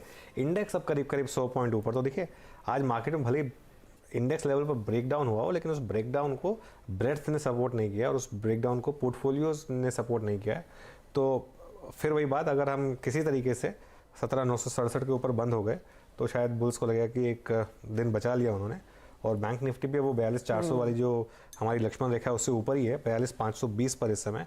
तो अगर ये यहाँ पर अगर ये 42,600 के ऊपर चला जाए किसी कारण से, 600 साढ़े 600 के ऊपर, तो डैमेज काफ़ी हद तक कंटेन हो जाएगा। आज का जो एक घंटा पहले लग रहा था मार्केट की कंप्लीट ब्रेकडाउन है, एटलीस्ट वो नहीं होगा। लेकिन खैर अभी 1.5 घंटा, अभी 45 मिनट्स बाकी है मार्केट में, तो ज़रा उसकी वेट कर लेते हैं। लेकिन सिंस बात हुई है इन स्टॉक्स की, तो टायर कंपनियों की बात कर लेते हैं जहाँ ज़बरदस्त तेज़ी दिखाई दे रही है। और आखिर तेज़ी का पहिया क्यों घूम रहा है, और इस पर बात करने के लिए चलते हैं सुमित के पास। सुमित बताइए। देखिए आज पूरा स्पेस बजिंग है, मल्टीपल ट्रिगर स्पेस के लिए कामकाज कर रहे हैं, जिसके आधार पर बाइंग है। अगर आप पिछले पूरे एक हफ्ते का भी मूव देखेंगे तो ऑन एन एवरेज करीब 2% से लेके रफली 7% तक का मूव स्पेस के अंदर आता हुआ दिखाई पड़ा है। इंडिविजुअल स्टॉक्स के लिए कुछ ट्रिगर्स की बात की जाए तो पहले तो जो इनके मेजर कंपोनेंट्स हैं, मिसाल के तौर पर क्रूड, रबर, कार्बन ब्लैक, इन सब के प्राइसेस के अंदर एक डिक्लाइन है जो इनके इनपुट कॉस्ट, इनकी मार्जिन्स के ऊपर कुछ हद तक इंपैक्ट करता है।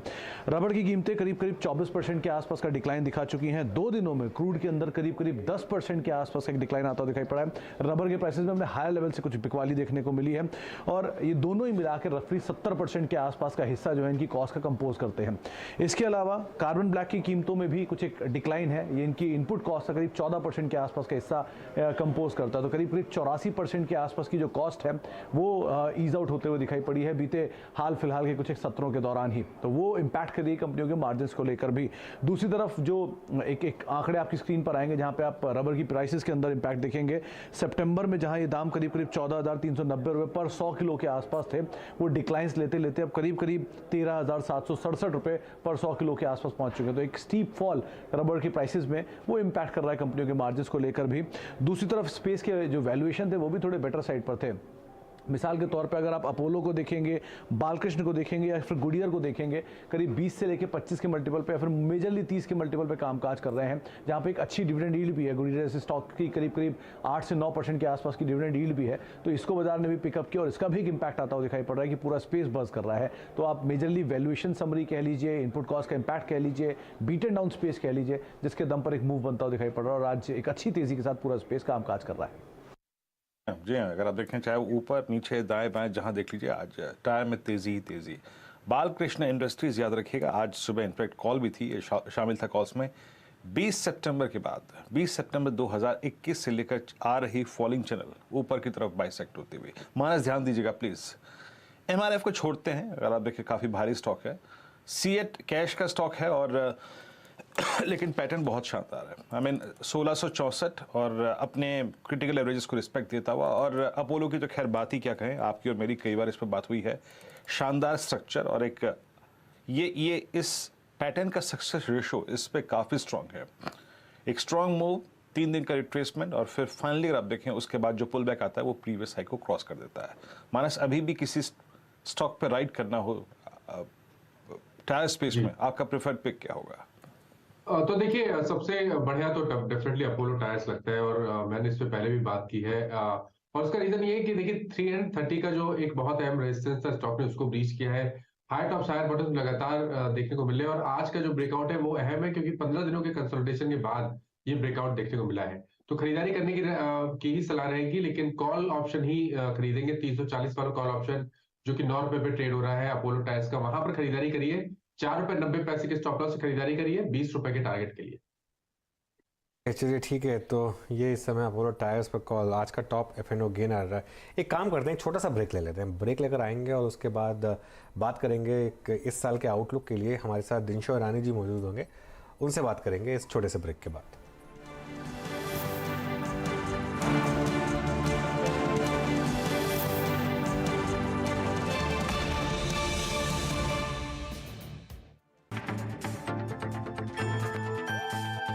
हालांकि नोटबंदी के बाद ये माना जा रहा था कैश में लेन देन कम हो जाएगा, डिजिटल ट्रांजैक्शन ज़्यादा बढ़ेगा, लेकिन जिस तरीके से अर्थव्यवस्था की रफ्तार बढ़ती गई, कैश में लेन देन भी बढ़ता गया और 6 साल में करीब 2 गुना हो गया है और जो 32 लाख करोड़ रुपए के आसपास पहुंच चुका है कैश सर्कुलेशन। तो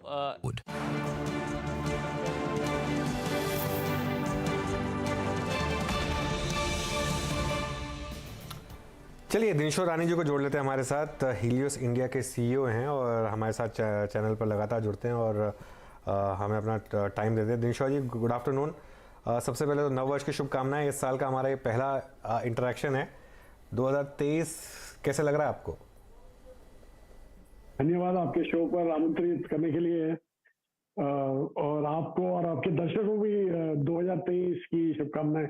तो अभी ऐसा है अनुज जी कि एक्चुअली अगर आप देखें 2023 में जो हमारे बाजार की एंट्री हुई है वो ना ही पीक लेवल पे हुई है, but also valuation also peak के आसपास ही हुई है हमारी एंट्री वहां पे। तो ये, और दूसरा आप देखिए इंटरेस्ट रेट भी ऊपर ही जाते जा रहे हैं, तो ये जो कॉम्बिनेशन है कोई हेल्दी कॉम्बिनेशन नहीं होता मार्केट के लिए, इसलिए हम थोड़े कॉशियस हो गए हैं। और एक्चुअली हमारा दूसरा रीजन कॉशन होने का ये था कि हमारा जो आउट परफॉर्मेंस था जो 2022 का, वो हमें लगा नहीं था कि कंटिन्यू होगा in this rising interest rate scenario.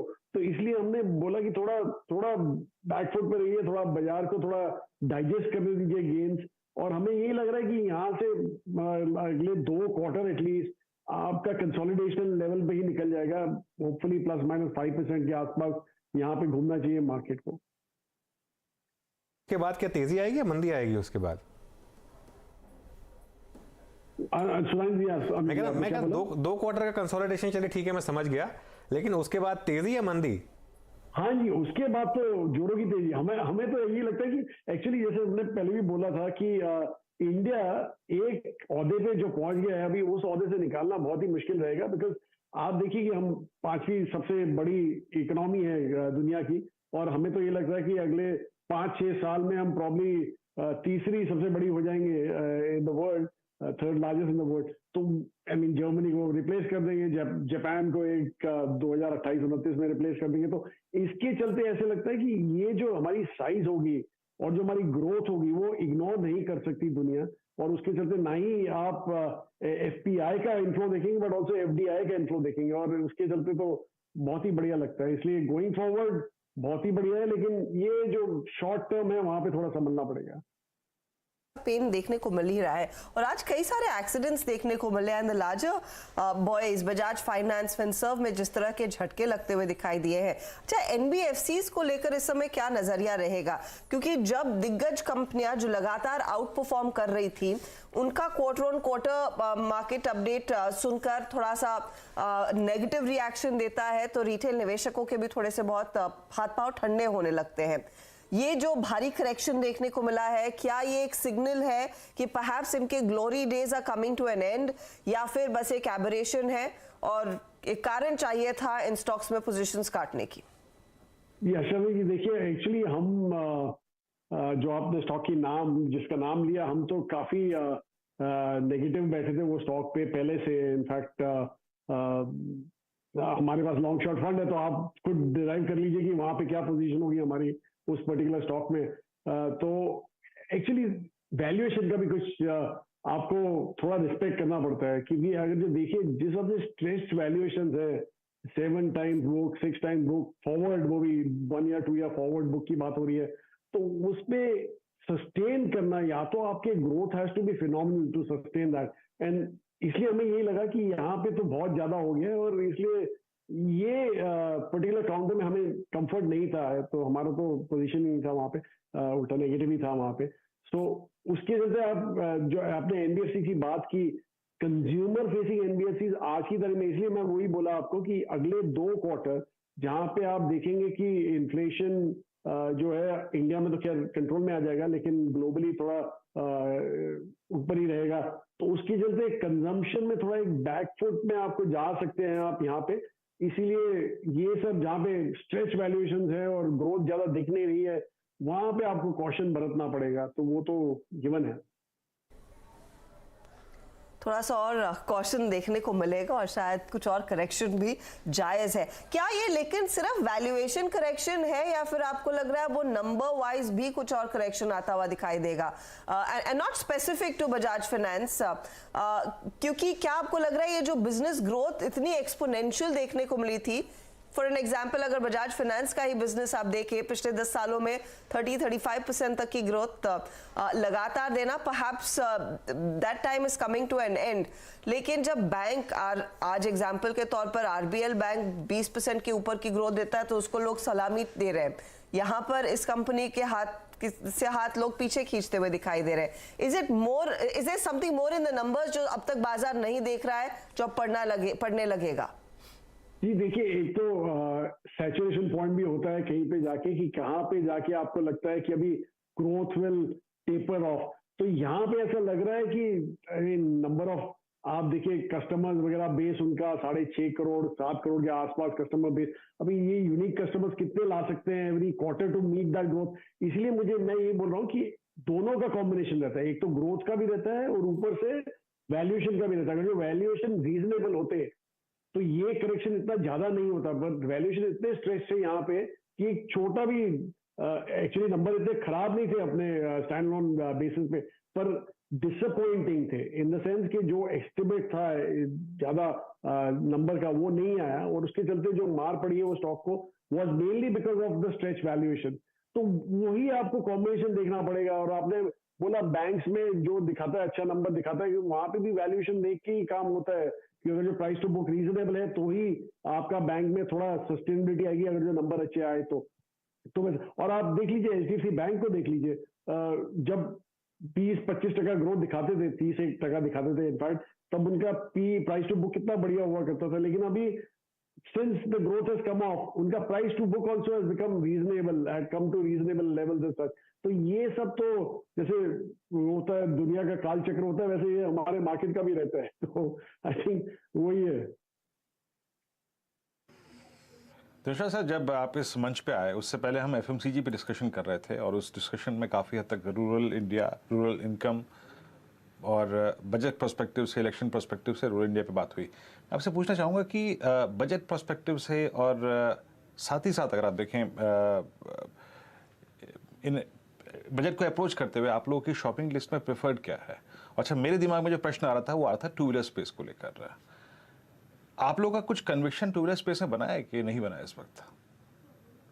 Tourism space में actually Viru ji the thing is के वहां पे एक तो पेंट अप डिमांड था जो प्ले आउट हो गया था काफी हद तक। अभी आप देखिए कि जैसे होटल स्टॉक्स वगैरह हैं या तो एविएशन स्टॉक्स हैं, वो काफी अच्छे हैं। मतलब मैं दिनशा सर, मैं टू व्हीलर स्पेस की बात कर रहा था। टू व्हीलर, अच्छा मैं टूरिस्ट बना दिया। CY22 में फोर व्हीलर। सॉरी, तो हमारा तो एक्चुअली आप टू व्हीलर अलग कीजिए तो भी हमारा ऑटो स्पेस में ही बड़ा नेगेटिव व्यू हो रहा है all through out. Sorry about that. मैं तो सो टूरिज्म के मूड में ही है अभी। हमें ये लगता है अभी तक वो निकला नहीं है मूड, वो अभी तक सब मूड माहौल टूरिज्म का ही है। मूड माहौल टूरिज्म का ही है अभी तक, वो दिसंबर की छुट्टियों के बाद। तो टू व्हीलर में स्पेसिफिकली प्रॉब्लम है ईवी स्पेस का। आई थिंक वहां पे आपने देख लिया जिस तरह से डिसरप्शन हुई है because of new EV players coming in, तो वो तो आई थिंक जारी रहेगा because that is the future. और इनफैक्ट आपको वो स्पिल ओवर भी दिखेगा पीवी स्पेस में at some point in time. इसलिए better to avoid auto segment all together. और आपने जो बजट की बात कही, रूरल इनकम की बात करी, आई थिंक रूरल इनकम का major issue is not agri income. जो नॉन एग्री वेजेस है वहां पे थोड़ा हिट लिया है उस सेक्टर ने, रूरल सेक्टर ने। तो आई थिंक वहां पे प्रॉब्लम जारी रहेगा, इसलिए थोड़ा उधर भी थोड़ा स्ट्रेच आउट हो जाएगा। इनफैक्ट ऑलरेडी आपने देखा है जो एफएमसीजी कंपनीज ने नंबर अनाउंस किए हैं वो ऑलरेडी दे फ्लैग ऑफ के रूरल स्पेस में थोड़ा अभी भी प्रेशर जारी है। सो इसलिए हमें लगता है कि वहां पे थोड़ा लॉन्ग ड्रॉन होगा एंड होपफुली एक आध क्वार्टर के बाद वो भी शायद लाइन में आ जाए once YOY number start looking good. Market में हमने हफ्ता बात की थी कि अगर एक बार एक जंप लगा दे 42,600 तक ले जाए किसी तरीके से बैंक निफ्टी को, तो ये क्लोज इतना ख़राब नहीं होगा। और निफ्टी भी देखिए अब वापस वो 17,967 के ऊपर आ गया और 18,000 के ऊपर अगर बंद हुआ तो फिर वही बात कि दिसंबर के पूरे महीने में सिर्फ एक क्लोज था 18,000 के नीचे। और अगर आज भी 18,000 के ऊपर हम बंद हो गए किसी कारण से, और बैंक निफ्टी में भी खासतौर से जिस तरीके से हम रिकवरी देख रहे हैं, और ये अगर हम 42,600 के ऊपर चले गए यहाँ पर, और क्योंकि एक्सपायरी थी कि 3 बजे का मूव, अभी तो 3 ही हुआ है, तो एक 42,625-50 तक अगर चले गए तो मुझे लग रहा है कि एक थोड़ा सा शॉर्ट स्क्वीज दिखा सकता है। ये इंट्राडे शॉर्ट्स जिन्होंने किए हैं उसको थोड़ा सा स्क्वीज एक दिखा सकता है। 42,612 बैंक निफ्टी और निफ्टी 17,981, तो थोड़ा नज़र रखें इस पर।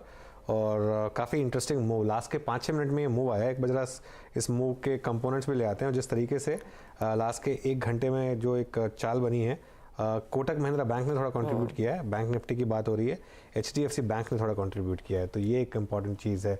दिनशा जी, ये स्टॉक्स HDFC बैंक तो खैर आपकी कोर होल्डिंग रही है शुरू से, लेकिन अंडर परफॉर्मेंस एंड होने के साइन लग रहे हैं कि नहीं? जी वहीं पे होप कायम है, लेकिन आप दूसरा ये देखिए कि एक बार ये मर्जर हो जाता है, आउट ऑफ द वे हो जाता है, तो ऑब्वियसली यहाँ पे growth will never be an issue. I mean in the sense के mainly the problem will come to on the deposit side, कि कैसे मैनेज करते हैं to manage this kind of a growth as such. So वो अगर जो आप देखें तो फिर होप तो यही है कि ये under performance will be out the way very shortly, और ऑलरेडी किया है एक्चुअली। ये स्टॉक में देखिए आप पिछले 1 महीने में यही स्टॉक है जो which has been very steady in the whole game of thing in the banking sector को लेके अगर जो देखें तो। चीज जो मार्केट अब शायद भुनाने लगेगा वो है कच्चे तेल में जो जिस तरह का फॉल देखने को मिला। It was a little bit of a surprise कि 5% अचानक करेक्शन देखा गया, और उसके फिर पॉजिटिव्स लोग एक्सट्रापोलेट करके देखेंगे। स्पेशली एफएमसीजी कंपनियों के लिए एक बेहतर स्थिति उभर कर आती हुई दिखाई देगी। यहाँ पर कोई आपकी अप्रोच रहेगी कि कमोडिटीज में जो एक्शन देखने को मिल रहा है, एक कच्चा तेल का गिरना, दूसरा मेटल्स में जो रैली ये चाइना रीओपनिंग के बाद से जो शुरू हुई है? जी अर्षद जी, एक्चुअली जो कंसर्निंग पार्ट है, जो ड्रॉप हुआ इतना शार्प, वो इज वेरी कंसर्निंग बिकॉज वो ग्लोबली इतना मतलब ऐसे जोड़ का एक जो बिल्कुल ही इंपॉर्टेंट कमोडिटी है वो गिरती है, मतलब इट इंडिकेट्स के globally there are issues in terms of demand. तो वो एक कंसर्निंग पार्ट है, लेकिन आप ज्यादा एक्सट्रापोलेट ना करें तो अच्छा है यहाँ पे, क्योंकि अगर जो डिमांड भी ऑफ हो रही है और कमोडिटी प्राइसेस भी नीचे आ रहे हैं उसकी वजह से, तो then there is a definite issue as such. और दूसरा जो आपने बोला कि चाइना के ओपनिंग की वजह से metal prices, I mean metal prices में तो हुआ नहीं है, लेकिन जो कमोडिटी स्टॉक्स है उनमें रैली आ गई है जरूर, पर वहां पे भी हमें यही लगता है, मतलब इतना तो कुछ ज्यादा हुआ नहीं है। इनफैक्ट चाइना में तो इशू अलग ही है कि वहां पे डिमांड फॉल ऑफ हो रहा है, और all hopes are on the new year. अभी देखते हैं उनका न्यू ईयर कैसे आता है, जो ठीक गया तो फिर ठीक है, नहीं तो otherwise they will continue to be an issue there. Mister Irani, आपसे इजाजत लेंगे। बहुत बहुत शुक्रिया हमारे लिए समय निकालने के लिए। It's always a pleasure speaking to you and have a great year sir. You too, thank you. तो ऑफ कोर्स कई सारी अपॉर्चुनिटीज ये बाजार देगा, लेकिन थोड़ा सा आपको संभल कर ट्रेड करना होगा। स्पेशली अगले 2 क्वार्टर्स में कुछ पेन ज्यादा देखने को मिलेगा, शॉर्ट टर्म पेन लेकिन लॉन्ग टर्म गेन्स की बात करते हुए। अच्छा, इस बीच एक रिवर्सल आता हुआ मार्केट में 7981 के लेवल्स, अब सिर्फ 60 पॉइंट नीचे हम हैं। साथ ही साथ आप देखेंगे निफ्टी बैंक 42,600 की पर टिकने की कोशिश कर रहा है। मिड कैप्स में ज्यादा कॉन्फिडेंस इस समय, ये एक आउट परफॉर्मर है 145.2 पर मिड कैप इंडेक्स। अब आपके सामने एक बहुत sharp recovery mid cap index में देखने को मिली है डेलो से। ये जो मिड कैप में रिकवरी आई, इसी ने एक सहारा दिया एकदम से। पहले मिड कैप में आई रिकवरी हश्ता, और उसके बाद फिर निफ्टी और बैंक निफ्टी ने फॉलो किया इसको। और देखिए, जो दिन में लग रहा था कि मार्केट एक वन वे डिक्लाइन में जा रहा है और एक अब जो सबसे इम्पोर्टेंट हमारे लेवल्स हैं उनको तोड़ रहा है, अब उससे थोड़ा सा बेटर है। हालांकि एक चीज़ है कि क्योंकि ये पूरी की पूरी डिक्लाइन डोमेस्टिक थी, तो इसके लिए ग्लोबल क्यूज़ का इतना कोई सहारा मुझे लगता नहीं मार्केट को मिलेगा। लेकिन फिर भी थोड़ा सा और एफर्ट चाहिए, लेकिन इस क्लोज को और अच्छा बनाने के लिए।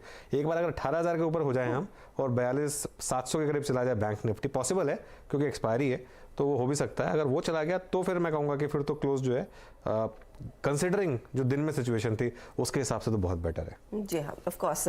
स्थिति में और कितनी बेहतरी आएगी, और क्या शायद अब डीलिंग रूम में कुछ तेजी की बात हो रही है, या फिर शॉर्ट साइड के सौदों पर ही मार्केट अभी भी बैठा हुआ है? यतिन हमारे साथ है, उनसे बात कर लेते हैं, फिर BTST की तरफ बढ़ेंगे। यतिन, बताइए, मार्केट में थोड़ी सी चाल सुधरने की कोशिश में, लेकिन डीलिंग रूम का मूड सुधरा या नहीं? सुधरा तो नहीं है। इनफैक्ट हर्षदा, हम अक्रॉस द बोर्ड देखें तो लॉन्ग अनवाइंडिंग भी आपको देखने को मिल रही है, फ्रेश शॉर्ट्स पोजीशंस भी देखने को मिल रही है। तो कहीं ना कहीं बाजार का जो बायस है थोड़ा वीक ही है। इनफैक्ट ट्रेड करना काफी डिफिकल्ट हो रहा है डीलर्स के हिसाब से। तो फिर भी जो 2 स्टॉक्स वो आज रेकमेंड कर रहे हैं अपने क्लाइंट्स को, उनमें से एक है PVR, जहां उनको लगता है कि FI फ्लोज काफी स्ट्रांगली सेल साइड पे हैं। शायद यहां से आपको 50 रुपए की गिरावट भी दिख सकती है। 1625 से लेकर 1650 के टारगेट्स के लिए यहाँ वो एक STBT स्ट्रैटेजी अपने क्लाइंट्स को सुझा रहे हैं। ओपन इंटरेस्ट भी देखें आप, 3-4% का यहाँ इजाफा हुआ है, और कहीं ना कहीं यहाँ फ्रेश शॉर्ट पोजीशंस आपको करंट सीरीज में देखने को मिल रही है। PVR के अलावा जो फाइनेंशियल स्टॉक्स हैं, यहाँ भी डीलिंग रूम्स को लगता है कि थोड़ा बहुत आपको स्पेसिफिकली प्रेशर बनता हुआ दिखाई देगा, और इसीलिए यहाँ वो बजाज फाइनेंस से लेके एक्सिस बैंक, इंडसइंड बैंक जैसे स्टॉक्स में भी थोड़ी बहुत शॉर्ट पोजीशंस ले रहे हैं। ऑब्वियसली यहाँ से बाउंस का चांस ज़्यादा है, लेकिन फिर भी वो यहाँ थोड़ी बहुत शॉर्ट पोजीशन ले रहे हैं। और स्पेसिफिकली इंडसइंड बैंक पे उनका मानना ये है कि पोजीशंस काफ़ी ज़्यादा हो गई हैं, और यहाँ HNIs अपनी पोजीशंस काफ़ी अनवाइंड कर रहे हैं। तो 3 से 4% का पोजिशनल डाउनटिक यहाँ देखने को मिल सकता है। काफ़ी सारी लॉन्ग अनवाइंडिंग यहाँ हुई है। ओपन इंटरेस्ट में 4% का जो है कट भी आया हुआ है। तो कहीं ना कहीं ये एक स्टॉक जो है वो रेडार पे रहेगा। हाई बीटा स्टॉक है, शायद यहाँ बाजार के साथ आपको गिरावट बढ़ती हुई नजर आ सकती है। क्योंकि यतिन, इंडसइंड बैंक काफ़ी इसने आउट परफॉर्म किया था, लेकिन अब क्योंकि हाई बीट है और अगर मार्केट नीचे है तो थोड़ा शायद अंडर परफॉर्म कर सकता है। ये एक डीलर्स की तरफ से व्यू आता है, और दूसरा PVR के ऊपर। तो ये दोनों के दोनों स्टॉक्स आपके लिए इस समय एक सेल साइड पर। चलिए 3:10 हो गए हैं, BTST कॉल देना शुरू करते हैं और उसके बाद मार्केट रैपअप की तरफ बढ़ेंगे। गाबा जी, आपसे स्टार्ट करते हैं, बताइए क्या ट्रेड होगी? आई थिंक मुझे ऑटो क्षेत्र में अशोक लेलैंड अच्छा लगता है। इसका बेसिक चार्ट स्ट्रक्चर बढ़िया है, लास्ट वीक अच्छा था, इस हफ्ते भी अच्छा हुआ। ट्रेड कर रहा है 148 पर, मुझे लगता है ये 151, 152 तक जा सकता है। स्टॉप होगा 146, अशोक लेलैंड। T2 की तैयारी में बाय साइड का ट्रेड अशोक लेलैंड, और ये देखिए एक इसमें अच्छी खासी मीनार बनती हुई करीब 2% ऊपर इस समय कर रहा है कारोबार। आशीष बहेती, आपका ट्रेड क्या होगा? ब्रिटानिया में बाय की सलाह रहेगी। 4270 का एक स्टॉप लॉस लगाकर खरीदारी की तरफ, तेजी की तरफ ट्रेड बनाया जा सकता है। इसमें जो टारगेट है वो 4390 के टारगेट के लिए इसमें पोजीशन। ब्रिटानिया बाय, BTST 4313 पे। मानस, आपका कन्विक्शन ट्रेड क्या होगा, क्या कैरी करेंगे आप फ्राइडे मॉर्निंग के लिए? जी, तो देखिए BTST कॉल लेंगे और वो पॉली कैप पे खरीदारी करने की राय रहेगी। कंसोलिडेशन के बाद एक फ्रेश ब्रेकआउट देखने को मिला है, ब्रेकआउट पे वॉल्यूम देखने को मिले हैं, तो पॉली कैप में करंट लेवल्स पे खरीदारी करेंगे। करंट प्राइस 2642 के चल रहे हैं, वहां पर खरीदारी करिए, 2600 रुपए का स्टॉप लॉस लगाइए और ऊपर की तरफ 2725 की टारगेट सेट करिए। निफ्टी अब 42,650 के ऊपर और कुछ और पुश मिला इसको। ये ध्यान रखिए कि बैंक निफ्टी और बैंक निफ्टी दोनों में 3 से 3:30 बजे के बीच के जो वीवैप ट्रेड्स होते हैं, जो वीवैप एडजस्टमेंट होती है उसके साथ वॉल्यूम वेटेड एडजस्टमेंट प्राइस के हिसाब से एडजस्टमेंट होती है। तो इसके लिए ये थोड़ा ज़रूरी है क्योंकि एडजस्टमेंट के बाद का एक रेट जो है उससे ऑप्शन सेटल होते हैं। 42,655 इस समय और निफ्टी अब 18,000 क्रॉस करने की तैयारी कर रहा है हर्षदा। तो अगर 18,000 क्रॉस किया, एक बार 18,000 की कॉल लेकर आइए, वो अभी भी 3.5-4 रुपये पर ही है। वो अभी भी इंडिकेट कर रही है कि 18,000 को क्रॉस करना अब शायद नेक्स्ट टू इम्पॉसिबल है और एटलीस्ट अगर कर भी लिया तो उस पर टिके पाना और वॉल्यूम वेटेड एवरेज प्राइस के हिसाब से क्लोज होना वो शायद मुश्किल होगा। 5 रुपये 60 पैसे पर है ये करीब। तो 18,010 के करीब क्रॉस करना जरूरी है, लेकिन अब लग रहा है कि शायद हो गया, जो रिकवरी आनी थी इंट्राडे में वो अब हो चुकी है यहाँ पर। चलिए प्रशांत जी से ले लेते हैं उनकी BTST कॉल। प्रशांत जी।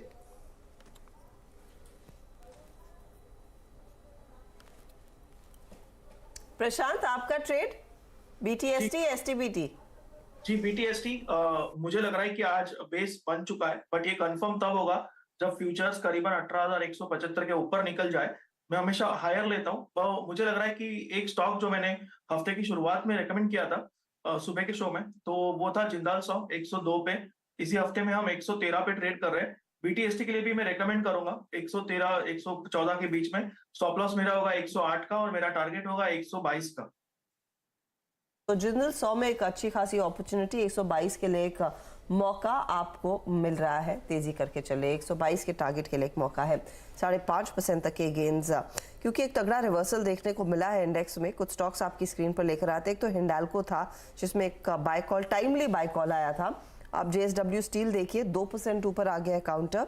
साथ ही साथ आपके सामने लेकर आएंगे टाटा स्टील का स्टॉक भी जो 0.5% के गेंस पर है। मानस, ये जो रिवर्सल है स्पेशली JSW स्टील में, क्या लॉन्ग अगर आपके पास है कैरी करना चाहिए या फिर मौका दे रहा है एग्जिट करने का? देखिए, अगर बिल्कुल 1 से 2 दिनों का ट्रेड है तो आप एग्जिट कर सकते हैं लॉन्ग पोजीशन में, लेकिन मेरा समझना है कि अपने टाइम फ्रेम थोड़ा बढ़ा ले मेटल में, क्योंकि मेटल का जो अगर मीडियम टर्म आउटलुक की बात करें तो वो बहुत पॉजिटिव लगता है। तो मेरे हिसाब से तो 1 से 2 हफ्ते का टाइम फ्रेम ले तो JSW स्टील में बने रह सकते हैं। हालांकि 20 डे मूविंग एवरेज के नीचे ट्रेड कर रहा है, लेकिन 725 एक बहुत ही स्ट्रॉन्ग सपोर्ट है। तो 725 के स्टॉप लॉस से JSW स्टील में बने रहना चाहिए। तो JSW स्टील में बने रहे। एक स्टॉक लेकर आई है मारुति, और मारुति ने कंसिस्टेंटली एक मूव दिखाया है। हर लोअर लेवल पर यहाँ बाइंग आ रही है हर्षदा, और ये देखिए लास्ट के 5-6 मिनट में ज़बरदस्त उछाल मारुति में। इनफैक्ट पूरा का पूरा ऑटो स्पेस अब एक्टिवेट हो रहा है। महिंद्रा एंड महिंद्रा लेकर आइए इंट्राडे में, यहाँ पर भी ज़बरदस्त तेज़ी। तो ये स्टॉक्स है जो अच्छा कर रहे हैं। गाबा जी, मारुति पर कोई कॉल? मारुति पर यस, लगता है मुझे ऑटो पर अपू मिलना चाहिए। और यहाँ पर इनिशियल बाय सिग्नल जनरेट हुआ है इंट्राडे में। मारुति ट्रेड करा है 8471 पर। मेरे ख्याल से स्टॉप होना चाहिए 8420 का बस। अंदर अपसाइड टारगेट 8520 से 8580 यहाँ तक जाने की संभावना है। यस, मारुति मुझे अच्छा लगता है बिल्कुल। एक फिर मौका बनता हुआ 0.5% के गेंस देखने को मिल रहे हैं। एक अपॉर्चुनिटी ट्रेड की साफ नजर आ रही है। अच्छा, आईटी में इन्फोसिस का हम जिक्र कर रहे थे, जो दरअसल एक थोड़े से वीकर ग्राउंड पर था। इन्फोसिस अभी भी आज 1.5% नीचे जाकर टिक रहा है, लेकिन TCS देखिए, TCS में हल्का सा रिवर्सल आने की कोशिश हुई, अटेम्प्ट किया इसने, एकदम फ्लैट क्लोज। टेक महिंद्रा एकदम flat to negative close. In fact even same goes for HCL Tech. इन 4-5 ट्रेड्स में आशीष भाई, कोई ट्रेड आपको जो लग रहा है कि संभल जाएगा? HCL टेक 0.5% ऊपर जाकर टिक रहा है। मैम, TCS के साथ ही जाना चाहूंगा। जिस हिसाब से TCS प्लेस्ड है 200 EMA पे, काफी इंप्रेसिव है। इतने खराब IT मार्केट में भी TCS में कंटिन्यूसली बाइंग देखने मिल रही है। तो TCS जरूर इस करंट लेवल पे भी खरीदारी की सलाह रहेगी। जो स्टॉप लॉस मेंटेन करना है इसमें 3290 का SL मेंटेन कर रहा है। और TCS का जो मूव है मुझे लगता है कि 3370 तक के लेवल्स में देखने मिल सकते हैं। इन पे 3315 के स्तर पे आके ट्रेड करता हुआ सबसे डिसेंट स्ट्रक्चर है। अगर आप देखेंगे IT स्पेस में डाउ फ्यूचर्स लगभग 33,347, लगभग 70 अंक नीचे। और एक बार जरा मार्केट ब्रेड को देखते हैं टुवर्ड्स क्लोजिंग, आपकी स्क्रीन पे 18,002 रीगेन्ड है, 18002 और 42,634 के ऊपर अगर आप देखें तो बैंक निफ्टी आज का बैंक निफ्टी का लो एग्जैक्टली जिसे कहते हैं pin point accuracy exactly was 50-day exponential moving average. याद रखिएगा मैं एक्सपोनेंशियल शब्द का इस्तेमाल कर रहा हूँ, मैं सिंपल का बात नहीं कर रहा हूँ। अच्छा, अब आते हैं एक बार जरा आज की market breadth towards closing. Market breathing derivatives ये देखिए, लॉन्ग 57 सुबह की तुलना में फिर भी ठीक है, और लॉन्ग बिल्डअप कहाँ हुआ? Apollo tyres at all time high. BHEL MRF tyre space में आप देखें काफी सुपर स्विंग था आज। सुमित ने सारे के सारे फैक्टर्स गिनाए तो उसको रिपीट नहीं करूंगा। गोदरेज CP आपकी स्क्रीन पे लगभग 4%। FMCG और टायर स्पेस ये दो अगर आप देखें प्रेफर्ड स्पेस थे। बाकी RBL आज इसने एक बार फिर से मतलब इस टर्बुलेंस भरे बाजार में RBL को आपको शायद कुछ ना कुछ तमगा देना पड़ेगा जनाब। आज भी 186.45 पे क्लोजिंग आ रहा है और इस दौर के हाईएस्ट क्लस्टर पे ट्रेड करता हुआ। ABB पिछले 3 दिन से इसमें कुछ हो रहा है। 200-day एक्सपोनेंशियल मूविंग एवरेज के आसपास इसमें एक्टिविटी काफी बड़ी है, बाइंग सपोर्ट काफी मिल रहा है इस स्टॉक को। और आज भी आप देखें ये 200 और 10 डेमा से शूट अप हुआ और 20 डेमा के ऊपर क्लोजिंग आती हुई इसकी। Max financials, Siemens, in fact ABB और सिमेंस की प्राइस परफॉर्मेंस और BHEL की प्राइस परफॉर्मेंस शायद हमें कल के लिए कुछ अगर आप देखें तरंगे दे रही है कि जनाब इस स्पेस में थोड़ी एक्टिविटी स्टार्ट हो गई है। Not exactly in L&T but Bajaj finance, Bajaj Finserv ये आज के एक्सीडेंट्स थे। और चोला और साथ ही साथ ICICI बैंक, इन्फो एच में याद रखिएगा आज ह्यूज शॉर्टिंग हुई। IT स्पेस में सबसे बड़ी शॉर्टिंग इस स्टॉक में हुई। बाकी लॉन्ग एंड वेंडिंग MCX में, HDFC बैंक में, टेक महिंद्रा में, इंडियन हाउसिंग फाइनेंस में और इंडसइंड बैंक बहुत स्ट्रॉन्ग मूव था लेकिन आज कोलैप्स हुआ। कल इस दौर का हाईएस्ट क्लस्टर छुआ था लेकिन आज बैकफुट पे आया। टॉप सेक्टोरियल OI गेनर्स एक बार जरा उसको देखते हैं किन किन सेक्टर्स में, क्योंकि देखिए अब इंट्राडे में रिकवरी भी काफी आ चुकी है तो फाइनली जज करते हैं कि exactly price damage with OI सबसे ज्यादा कहां पे हुआ। अगर आप सबसे ज्यादा OI इंडेक्स में बिल्डअप हुआ, no doubt about that, but उसके बाद टेक्सटाइल स्पेस में काफी शॉर्टिंग थी, जैसे ट्रेंट हो गया, जैसे अगर आप देखिए ABFRL हो गया, जैसे माफ कीजिएगा ABFRL नहीं, ABFRL में शॉर्ट कवरिंग बाद में हुई 1 घंटे में। टेक्सटाइल स्पेस में था। टेक्नोलॉजी में अगर आप देखें जब सबसे शॉर्टिंग ज्यादा हुई है वहां पे नौकरी और इन्फोसिस और बिरला सॉफ्ट और विप्रो सब में काफी शॉर्टिंग हुई है। बैंकिंग में आते आते अगर आप देखें तो जो थोड़ी बहुत कवरिंग आई वो कहाँ पे आई उसको एक बार मैं जिक्र कर देता हूँ। बैंकिंग में सबसे स्ट्रॉन्ग लॉन्ग बिल्डअप है आज RBL में और सबसे बड़ी शॉर्टिंग है आज AU स्मॉल फाइनेंस बैंक में। अनुज। बिल्कुल वीरू, देखिए हर्षदा एक चीज़ मैं लास्ट वीक आपको बता रहा था कि मार्केट में एक डबल बॉटम बनना बहुत ज़रूरी होता है और जो प्रीवियस बॉटम है उसको एक बार निफ्टी टेस्ट करता है। आज निफ्टी ने वही किया है। आज निफ्टी ने जो हमारा 2 हफ्ते पहले का लो था उससे बस थोड़ा सा ही ऊपर थे हम आज के लोएस्ट पॉइंट पर, एग्जैक्ट 100 पॉइंट ऊपर थे। उस दिन का लो था 17,774, मेरे ख्याल से आज का लो है 17,892 के करीब। तो करीब करीब वही लेवल आज निफ्टी ने टेस्ट किया है। तो ये अब एक बहुत इंपॉर्टेंट है और अब अगर 17,774 नहीं टूटा तो मेरे ख्याल से मार्केट ने आपको फिर मार्केट इस बॉटम को कंफर्म करेगा कि ये वाला जो निफ्टी का लेवल था ये एक मार्केट के लिए इंडीड एक मीडियम टर्म बॉटम है। अगर ऐसा होगा तो मेरे ख्याल से कल आप ग्राउंड वर्क प्रिपेयर कर रहे हैं एक बड़ी रैली के लिए, जो मैं आज ही एक्सपेक्ट कर रहा था लेकिन आज नहीं आई, कोई नहीं, लेकिन कल आ जाए शायद। ये एक क्लोज जो है ये बहुत पॉजिटिव है इंट्राडे के पर्सपेक्टिव के हिसाब से। दिन में जब शुरुआत की थी तो ऐसा लग रहा था कि शायद एक रैली होगी, लेकिन जब वो इंट्राडे में हम एक बार निफ्टी में 150 पॉइंट तक गिर गए थे, अब 37 पॉइंट ही नीचे जा रहे हैं। 37 पॉइंट तो किसी भी दिन गिर सकते हैं आप। और मिड कैप इंडेक्स में तो ज़बरदस्त तेज़ी है। मिड कैप इंडेक्स 0.5% ऊपर और अब वो एडवांस डिक्लाइन ऑलमोस्ट क्रॉस करने वाला है, एडवांसेस वर्सेस डिक्लाइंस। और तो इतना अच्छा मिड कैप इंडेक्स और इतनी शार्प इंट्राडे रिकवरी और क्लोजिंग जो है ऑलमोस्ट हाईएस्ट पॉइंट पर नहीं कहूँगा क्योंकि सुबह 1 घंटे में अच्छा खासा मुंह दिखा था आपने, लेकिन सेकंड हाफ के हाईएस्ट पॉइंट पर एटलीस्ट क्लोजिंग हो रही है। ये मार्केट के लिए एक अच्छा संकेत है कल के लिए। जी हाँ, एक बहुत ही शानदार क्लोज और 18,000 के आसपास ही इंडेक्स जाकर टिकता हुआ दिखाई दे रहा है। इनफैक्ट कुछ डेटा पॉइंट्स हमारे प्रोड्यूसर साहब कह रहे हैं कि टायर कंपनियों में जो पोजिशंस बनती हुई दिखाई दी है वो शायद इंडिकेशंस दिखा रहे हैं कि ये यहाँ पर पोजीशंस अच्छी खासी है, तो वो स्टॉक्स कल भी रेडार पर रहेंगे। अच्छा, F&O बैन में इंडियाबुल हाउसिंग के शेयर में हमने देखा है 95% तक की पोजीशंस बनती हुई दिखाई दी है, तो संभावना है। और आपको याद होगा इंडियाबुल हाउसिंग फाइनेंस में बिना किसी वजह एक तरफा तेजी की पोजीशंस बनती हुई दिखाई दे रही थी और आज हल्का सा करेक्ट किया, वो भी करेक्शन 95% के पोजीशंस के साथ होती हुई नजर आई है। क्लियरली एक काफ़ी तगड़ी रिकवरी मार्केट में इंश्योरेंस कंपनियों की अगुवाई में दरअसल इस हफ्ते की तेजी दिखाई दे रही थी। आज वो ट्रेंड बना हुआ है। SBI लाइफ, HDFC लाइफ जैसे काउंटर्स अच्छी खासी बढ़त में। इनफैक्ट आज आखिरी आधे घंटे में मेटल्स ने काफ़ी खींचा है मार्केट को ऊपर। हिंडाल्को पर एक बहुत टाइमली कॉल हमें मिली थी और एक जाते जाते डीवीज लैब पर भी व्यू ले लेते हैं। कावा साहब, क्योंकि आपने पहला ट्रेड इस कार्यक्रम की शुरुआत में सिप्ला दिया था, डीवीज पर क्या विचार है बताइएगा। 3466 के आसपास ये स्टॉक इस समय। दिवीज मैंने कल दिया था, मुझे अच्छा लगता है। दिवीज कल से अच्छा लग रहा था। इनफैक्ट देखे तो 3 दिन से दिवीज में एक स्लोली क्रीपिंग अप मूव मिला था। बिल्कुल अच्छा लगता है मुझे। दिवीज ट्रेड कर रहा है 3466 पर और मेरे ख्याल से स्टॉप लगाना चाहिए 3422 3430 का। बस मुझे लगता है 3500 की तरफ जा रहा है और एक बार 3500 चला गया फिर 3540 भी दूर नहीं है दिवीज के लिए।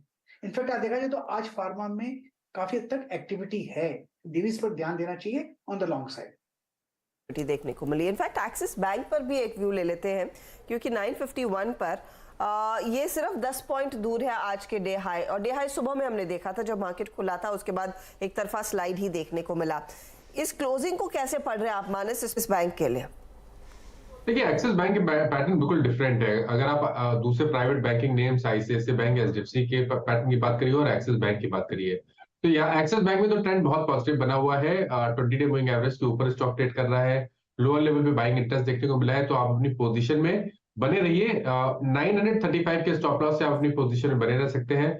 मेरा समझना है कि कंसोलिडेशन के बाद जब ऊपर की तरफ ब्रेकआउट देखने को मिलेगा तो 970 तक के भाव आपको देखने को मिल सकते हैं। चलिए, एक्सिस बैंक आपके स्क्रीन पे 951 पे थोड़ी बहुत शॉर्टिंग इस स्टॉक में हुई थी, लेकिन हाँ लोअर लो से रिकवरी भी काफ़ी अच्छी खासी आई। निफ्टी IT का क्लोज आता हुआ लगभग ऑलमोस्ट आप देखें 28527 की रेंज में। और एक बार जरा आप फिर से अगर आप देखें चलते चलते अगर उन स्टॉक्स को देखें जहाँ प्राइस डैमेज था इंट्राडे में, लेकिन रिकवरी काफ़ी सब्सटेंशियल है। एक बार जरा आप, मैं इनफैक्ट जब मैं BHL को दिख रहा था, जब मैं ABB को दिख रहा था, मेरी बार बार नजर जा रही थी सीमेंस पे। सीमेंस का, BHL का और साथ ही साथ अगर आप देखें तो आज इनफैक्ट ABB का बिहेवियर वाकई अगर आप देखें इंप्रेस करता हुआ। सीमेंस तो इतना बेहतरीन लग रहा है जनाब कि पूछिए मत।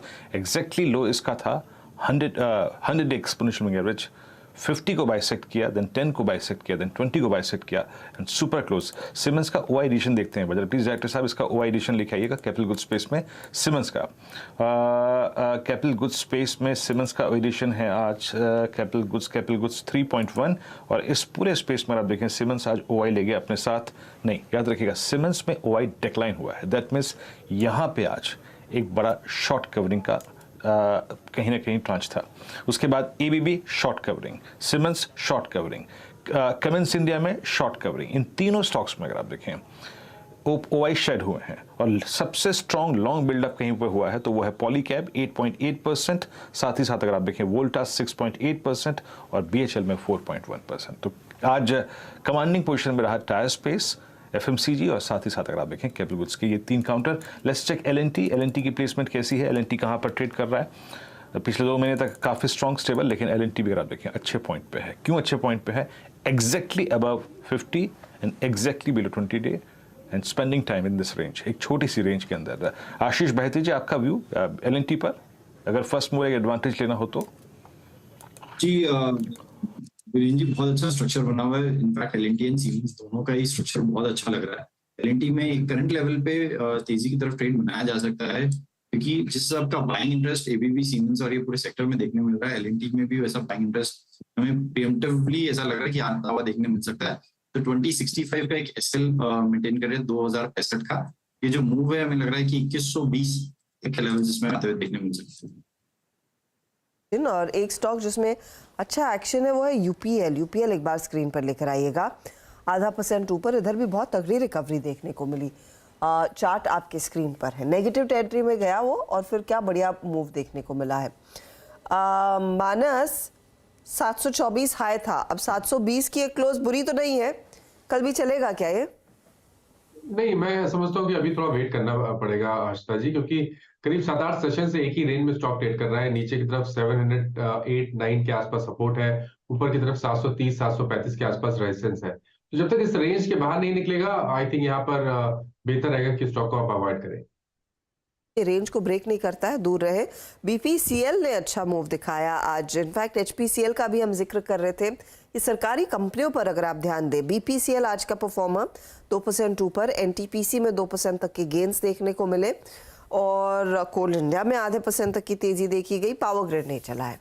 कावा साहब, एनटीपीसी, बीपीसीएल और एचपीसीएल तीनों में से कोई ट्रेड जो आपको भारा है कल के लिए भी? ले सकते हैं बीपीसीएल। 340 का स्टॉप लगाना चाहिए, ट्रेड करा 342.50 पर। मिनिमम टारगेट मेरे ख्याल से 345 to 350 जोन्स है, तो कल गैप अप खुलता है तो दे देना चाहिए। अब खुले तो एक अपॉर्चुनिटी मिलेगी इधर। अच्छा, कीस्टोन डेवलपर्स एक बार स्क्रीन पे लेकर आइएगा। यहाँ पर कुछ ही देर पहले एक रिपोर्ट आई है moneycontrol.com पर कि इनको ये मुंबई के ईस्टर्न सबर्ब्स में 1000 करोड़ का प्रोजेक्ट डाल रहे हैं। करीब 4.2 एकड़ का रीडेवलपमेंट प्रोजेक्ट मुंबई के चेंबूर में आएगा। 2% से ज़्यादा के मूव्स इस स्टॉक में देखने को मिले हैं। ये लास्ट आवर में खबर आई तो एक्शन रहा। कावा साहब, ये एक्शन क्या कल भी कंटिन्यू कर सकता है? क्योंकि साइजेबल प्रोजेक्ट है, 1000 करोड़ का प्रोजेक्ट। मुंबई तो आजकल प्राइम लोकेशन है। देखिए, ऐसा है कि कीस्टोन से जब से लिस्टिंग हुई है उसके बाद लगातार गिरावट देखी हमने। हाँ, रिसेंट लो हमने बाउंस देखा है वहां से, तो ये अब तक ये रिएक्टिव अपमूव है। हो सकता है एक अपमूव मिले कीस्टोन पर, जो कि रुस्तम जी के नाम पे जाना जाता है। मेरे अब ट्रेड करा है 525 जोन्स पर कीस्टोन, स्टॉप होगा 510 का। अगर अपमूव मिलता है तो 540 और 550 यहाँ पर तो प्रॉफिट बुक करना चाहिए, क्योंकि वहीं पर रेसिस्टेंस काफी है। क्योंकि जहां लिस्टिंग हुई है, जिन्होंने लिस्टिंग पे खरीदा था वो आजकल नुकसान में बैठे। तो अपमूव तो मिल सकता है, लेकिन प्रॉफिट बुकिंग की जगह भी 550 के आसपास है कीस्टोन। रुस्तम जी के प्रोजेक्ट्स के चलते स्टॉक में अच्छी खासी तेजी। 4.2 एकड़ का रीडेवलपमेंट प्रोजेक्ट मुंबई के चेंबूर इलाके में। ये तो इंटरेस्टिंग मामला होगा, देखना होगा कहाँ पर एग्जैक्टली आ रहा है, क्योंकि काफ़ी क्राउडेड इलाका है, लेकिन हाँ एक बहुत ही इंटरेस्टिंग स्पेस है जो कनेक्टिविटी के लिहाज से। चलिए मार्केट पर वापस लौटते हैं। 18,000 के आसपास डे क्लोज होता हुआ दिखाई दे रहा है। डाउ फ्यूचर्स का अपडेट हो तो प्लीज़ डायरेक्टर साहब बता दीजिएगा हमको क्या सिलसिला। एक बार मेरे पास खुला है ये आंकड़ा। डाउ फ्यूचर्स 67 पॉइंट नीचे हम बंद कर छोड़ जा रहे हैं, जब इंडेक्स जाकर टिक रहा है 40 अंकों की या 40 अंकों की गिरावट पर। तो हल्की सी डाउन टिक डाउ फ्यूचर्स में, लेकिन एक बहुत बढ़िया रिवर्सल निफ्टी में। निफ्टी जो दरअसल आज 17,892 तक टूटा था, वो अब 18,000 पर क्लोज दिखा रहा है। एक अच्छा क्लोज आप मानकर चलें। निफ्टी बैंक यहाँ पर भी काफ़ी ज़्यादा बिकवाली देखने को मिली थी। 42,000 के हम नीचे गए थे, 42,638 तक के लेवल यहाँ पर आते हुए दिखाई दे रहे हैं। 320 अंकों की गिरावट है, ठीक है। निफ्टी आईटी, इन्फोसिस में मार पड़ी है आज ज़्यादा, और कई सारी मिड कैप आईटी कंपनियों की धुलाई हुई। L and T tech services, Persistent etcetera etcetera, ये 150 पॉइंट नीचे ट्रेड करता हुआ दिखाई दे रहा है। लेकिन आज का जो स्टार है ना, जिसने मार्केट की मदद की, हौसला बढ़ाया, वो दरअसल है मिड कैप इंडेक्स। आधे % के गेंस, 152 अंकों का इजाफा। इसीलिए आपको ये एडवांस डिक्लाइन रेशियो थोड़ा सा बेहतर होता हुआ दिखाई दिया by the end of the day. गिरने वाले शेयरों की संख्या ज़्यादा थी, लेकिन बढ़ने वाले शेयर भी अच्छा खासा मुकाबला दे रहे थे। 1300 बढ़ने वाले शेयर थे। स्मॉल कैप इंडेक्स थोड़ा सा फ्लैट रहा। कुछ स्टॉक्स आपकी स्क्रीन पर लेकर आते हैं जहाँ से दरअसल ये तेज़ी आई है आज के दिन, या फिर जो सपोर्ट मिला है आज के दिन। टायर कंपनी अपोलो टायर आज का टॉप ट्रेडेड स्टॉक है, क्योंकि यहाँ पर इन्फ्लेशन जो रबर और साथ ही साथ कच्चे तेल का था वो दबाव में आता हुआ, तो वहाँ पर एक रिलीफ रैली देखने को मिली। बालकृष्ण में भी अच्छी खासी इजाफा देखने को मिला है। इसके अलावा आज ये तेज़ी वाली साइड था, लेकिन आज का बड़ा एक्सीडेंट तो बजाज फाइनेंस और बजाज फिनसर्व साबित होता हुआ दिखाई दिया, जहाँ पर हमने देखा शार्प कट्स देखने को मिले। 7% तक का हिट इसने लिया। FMCG कंपनियों में आज गोदरेज कंज्यूमर और मैरिको का अपडेट आया Q3 वाला, उसका कुछ फायदा और FMCG स्टॉक्स फिर से लाइमलाइट में आए। गोदरेज कंज्यूमर 3% की गेंस पर टिका है, तो 1.5% तक की कमाई मैरिको की तरफ से बनती हुई दिखाई दी। ये कुछ स्टॉक्स है जहां पर हमने देखा आज डिसेंट तेजी देखने को मिली है। चलिए आपके लिए हीट मैप लेकर आते हैं जो आपको इंडिकेशन देगा कि स्थिति क्या थी। देखिए, खुले तो हम पॉजिटिव थे, फिर एक समय ऐसा था कि पूरी स्क्रीन लाल हो रही थी, क्लोजिंग पर हरा रंग ज़्यादा देखने को मिल रहा है। सिप्ला में तेजी, इसके साथ आप देखिए बजाज ऑटो, ITC, HUL जैसे स्टॉक्स में तेजी। ब्रिटानिया में अच्छी खासी तेजी बनती दिखाई दी। FMCG फोरफ्रंट पर, JSW स्टील आपका यहाँ पर टाटा स्टील, हिंडाल्को जैसे ट्रेड्स यहाँ पर तेजी बनती दिखाई दी। सिप्ला के साथ साथ आपका सन फार्मा चला, डॉक्टर रेड्डीज चला, वहां पर गेंस देखने को मिले हैं। ऑटो साइड पर hero, Bajaj auto, Maruti, M&M, Eicher जैसे स्टॉक्स में सपोर्ट बनता दिखाई दिया। L&T आधा % से ज्यादा की बढ़त पर जाकर टिक रहा है, वहां पर UPL में आधे % से ज्यादा के गेंस देखने को मिले। Kotak Mahindra bank, Reliance industries, ONGC, कोल इंडिया, ये दूसरे काउंटर्स हैं जिन्होंने मार्केट को सपोर्ट किया। हम पॉजिटिव क्लोज दिखा रहे हैं, लेकिन जो गिरावट आई है ना वो इन 4 स्टॉक्स की वजह से आई। बजाज फाइनेंस, फिनसर्व में सबसे ज्यादा कटौती, आज 1.5% नीचे फिसलता हुआ। ICICI बैंक 2% से ज्यादा की गिरावट है, बेग योर पार्डन। इन्फोसिस भी 1.5% नीचे। एक्सिस बैंक, TCS में हमने देखा एक फ्लैटिश क्लोज देखने को मिला है। तो ये कुछ वीकर विकेट से, लेकिन कोशिश की है बाकी तेजी वाले काउंटर्स ने मार्केट को थोड़ा सा संभालने की। अब सीधा सौदा का अपडेट आपकी स्क्रीन पर लेकर आएंगे।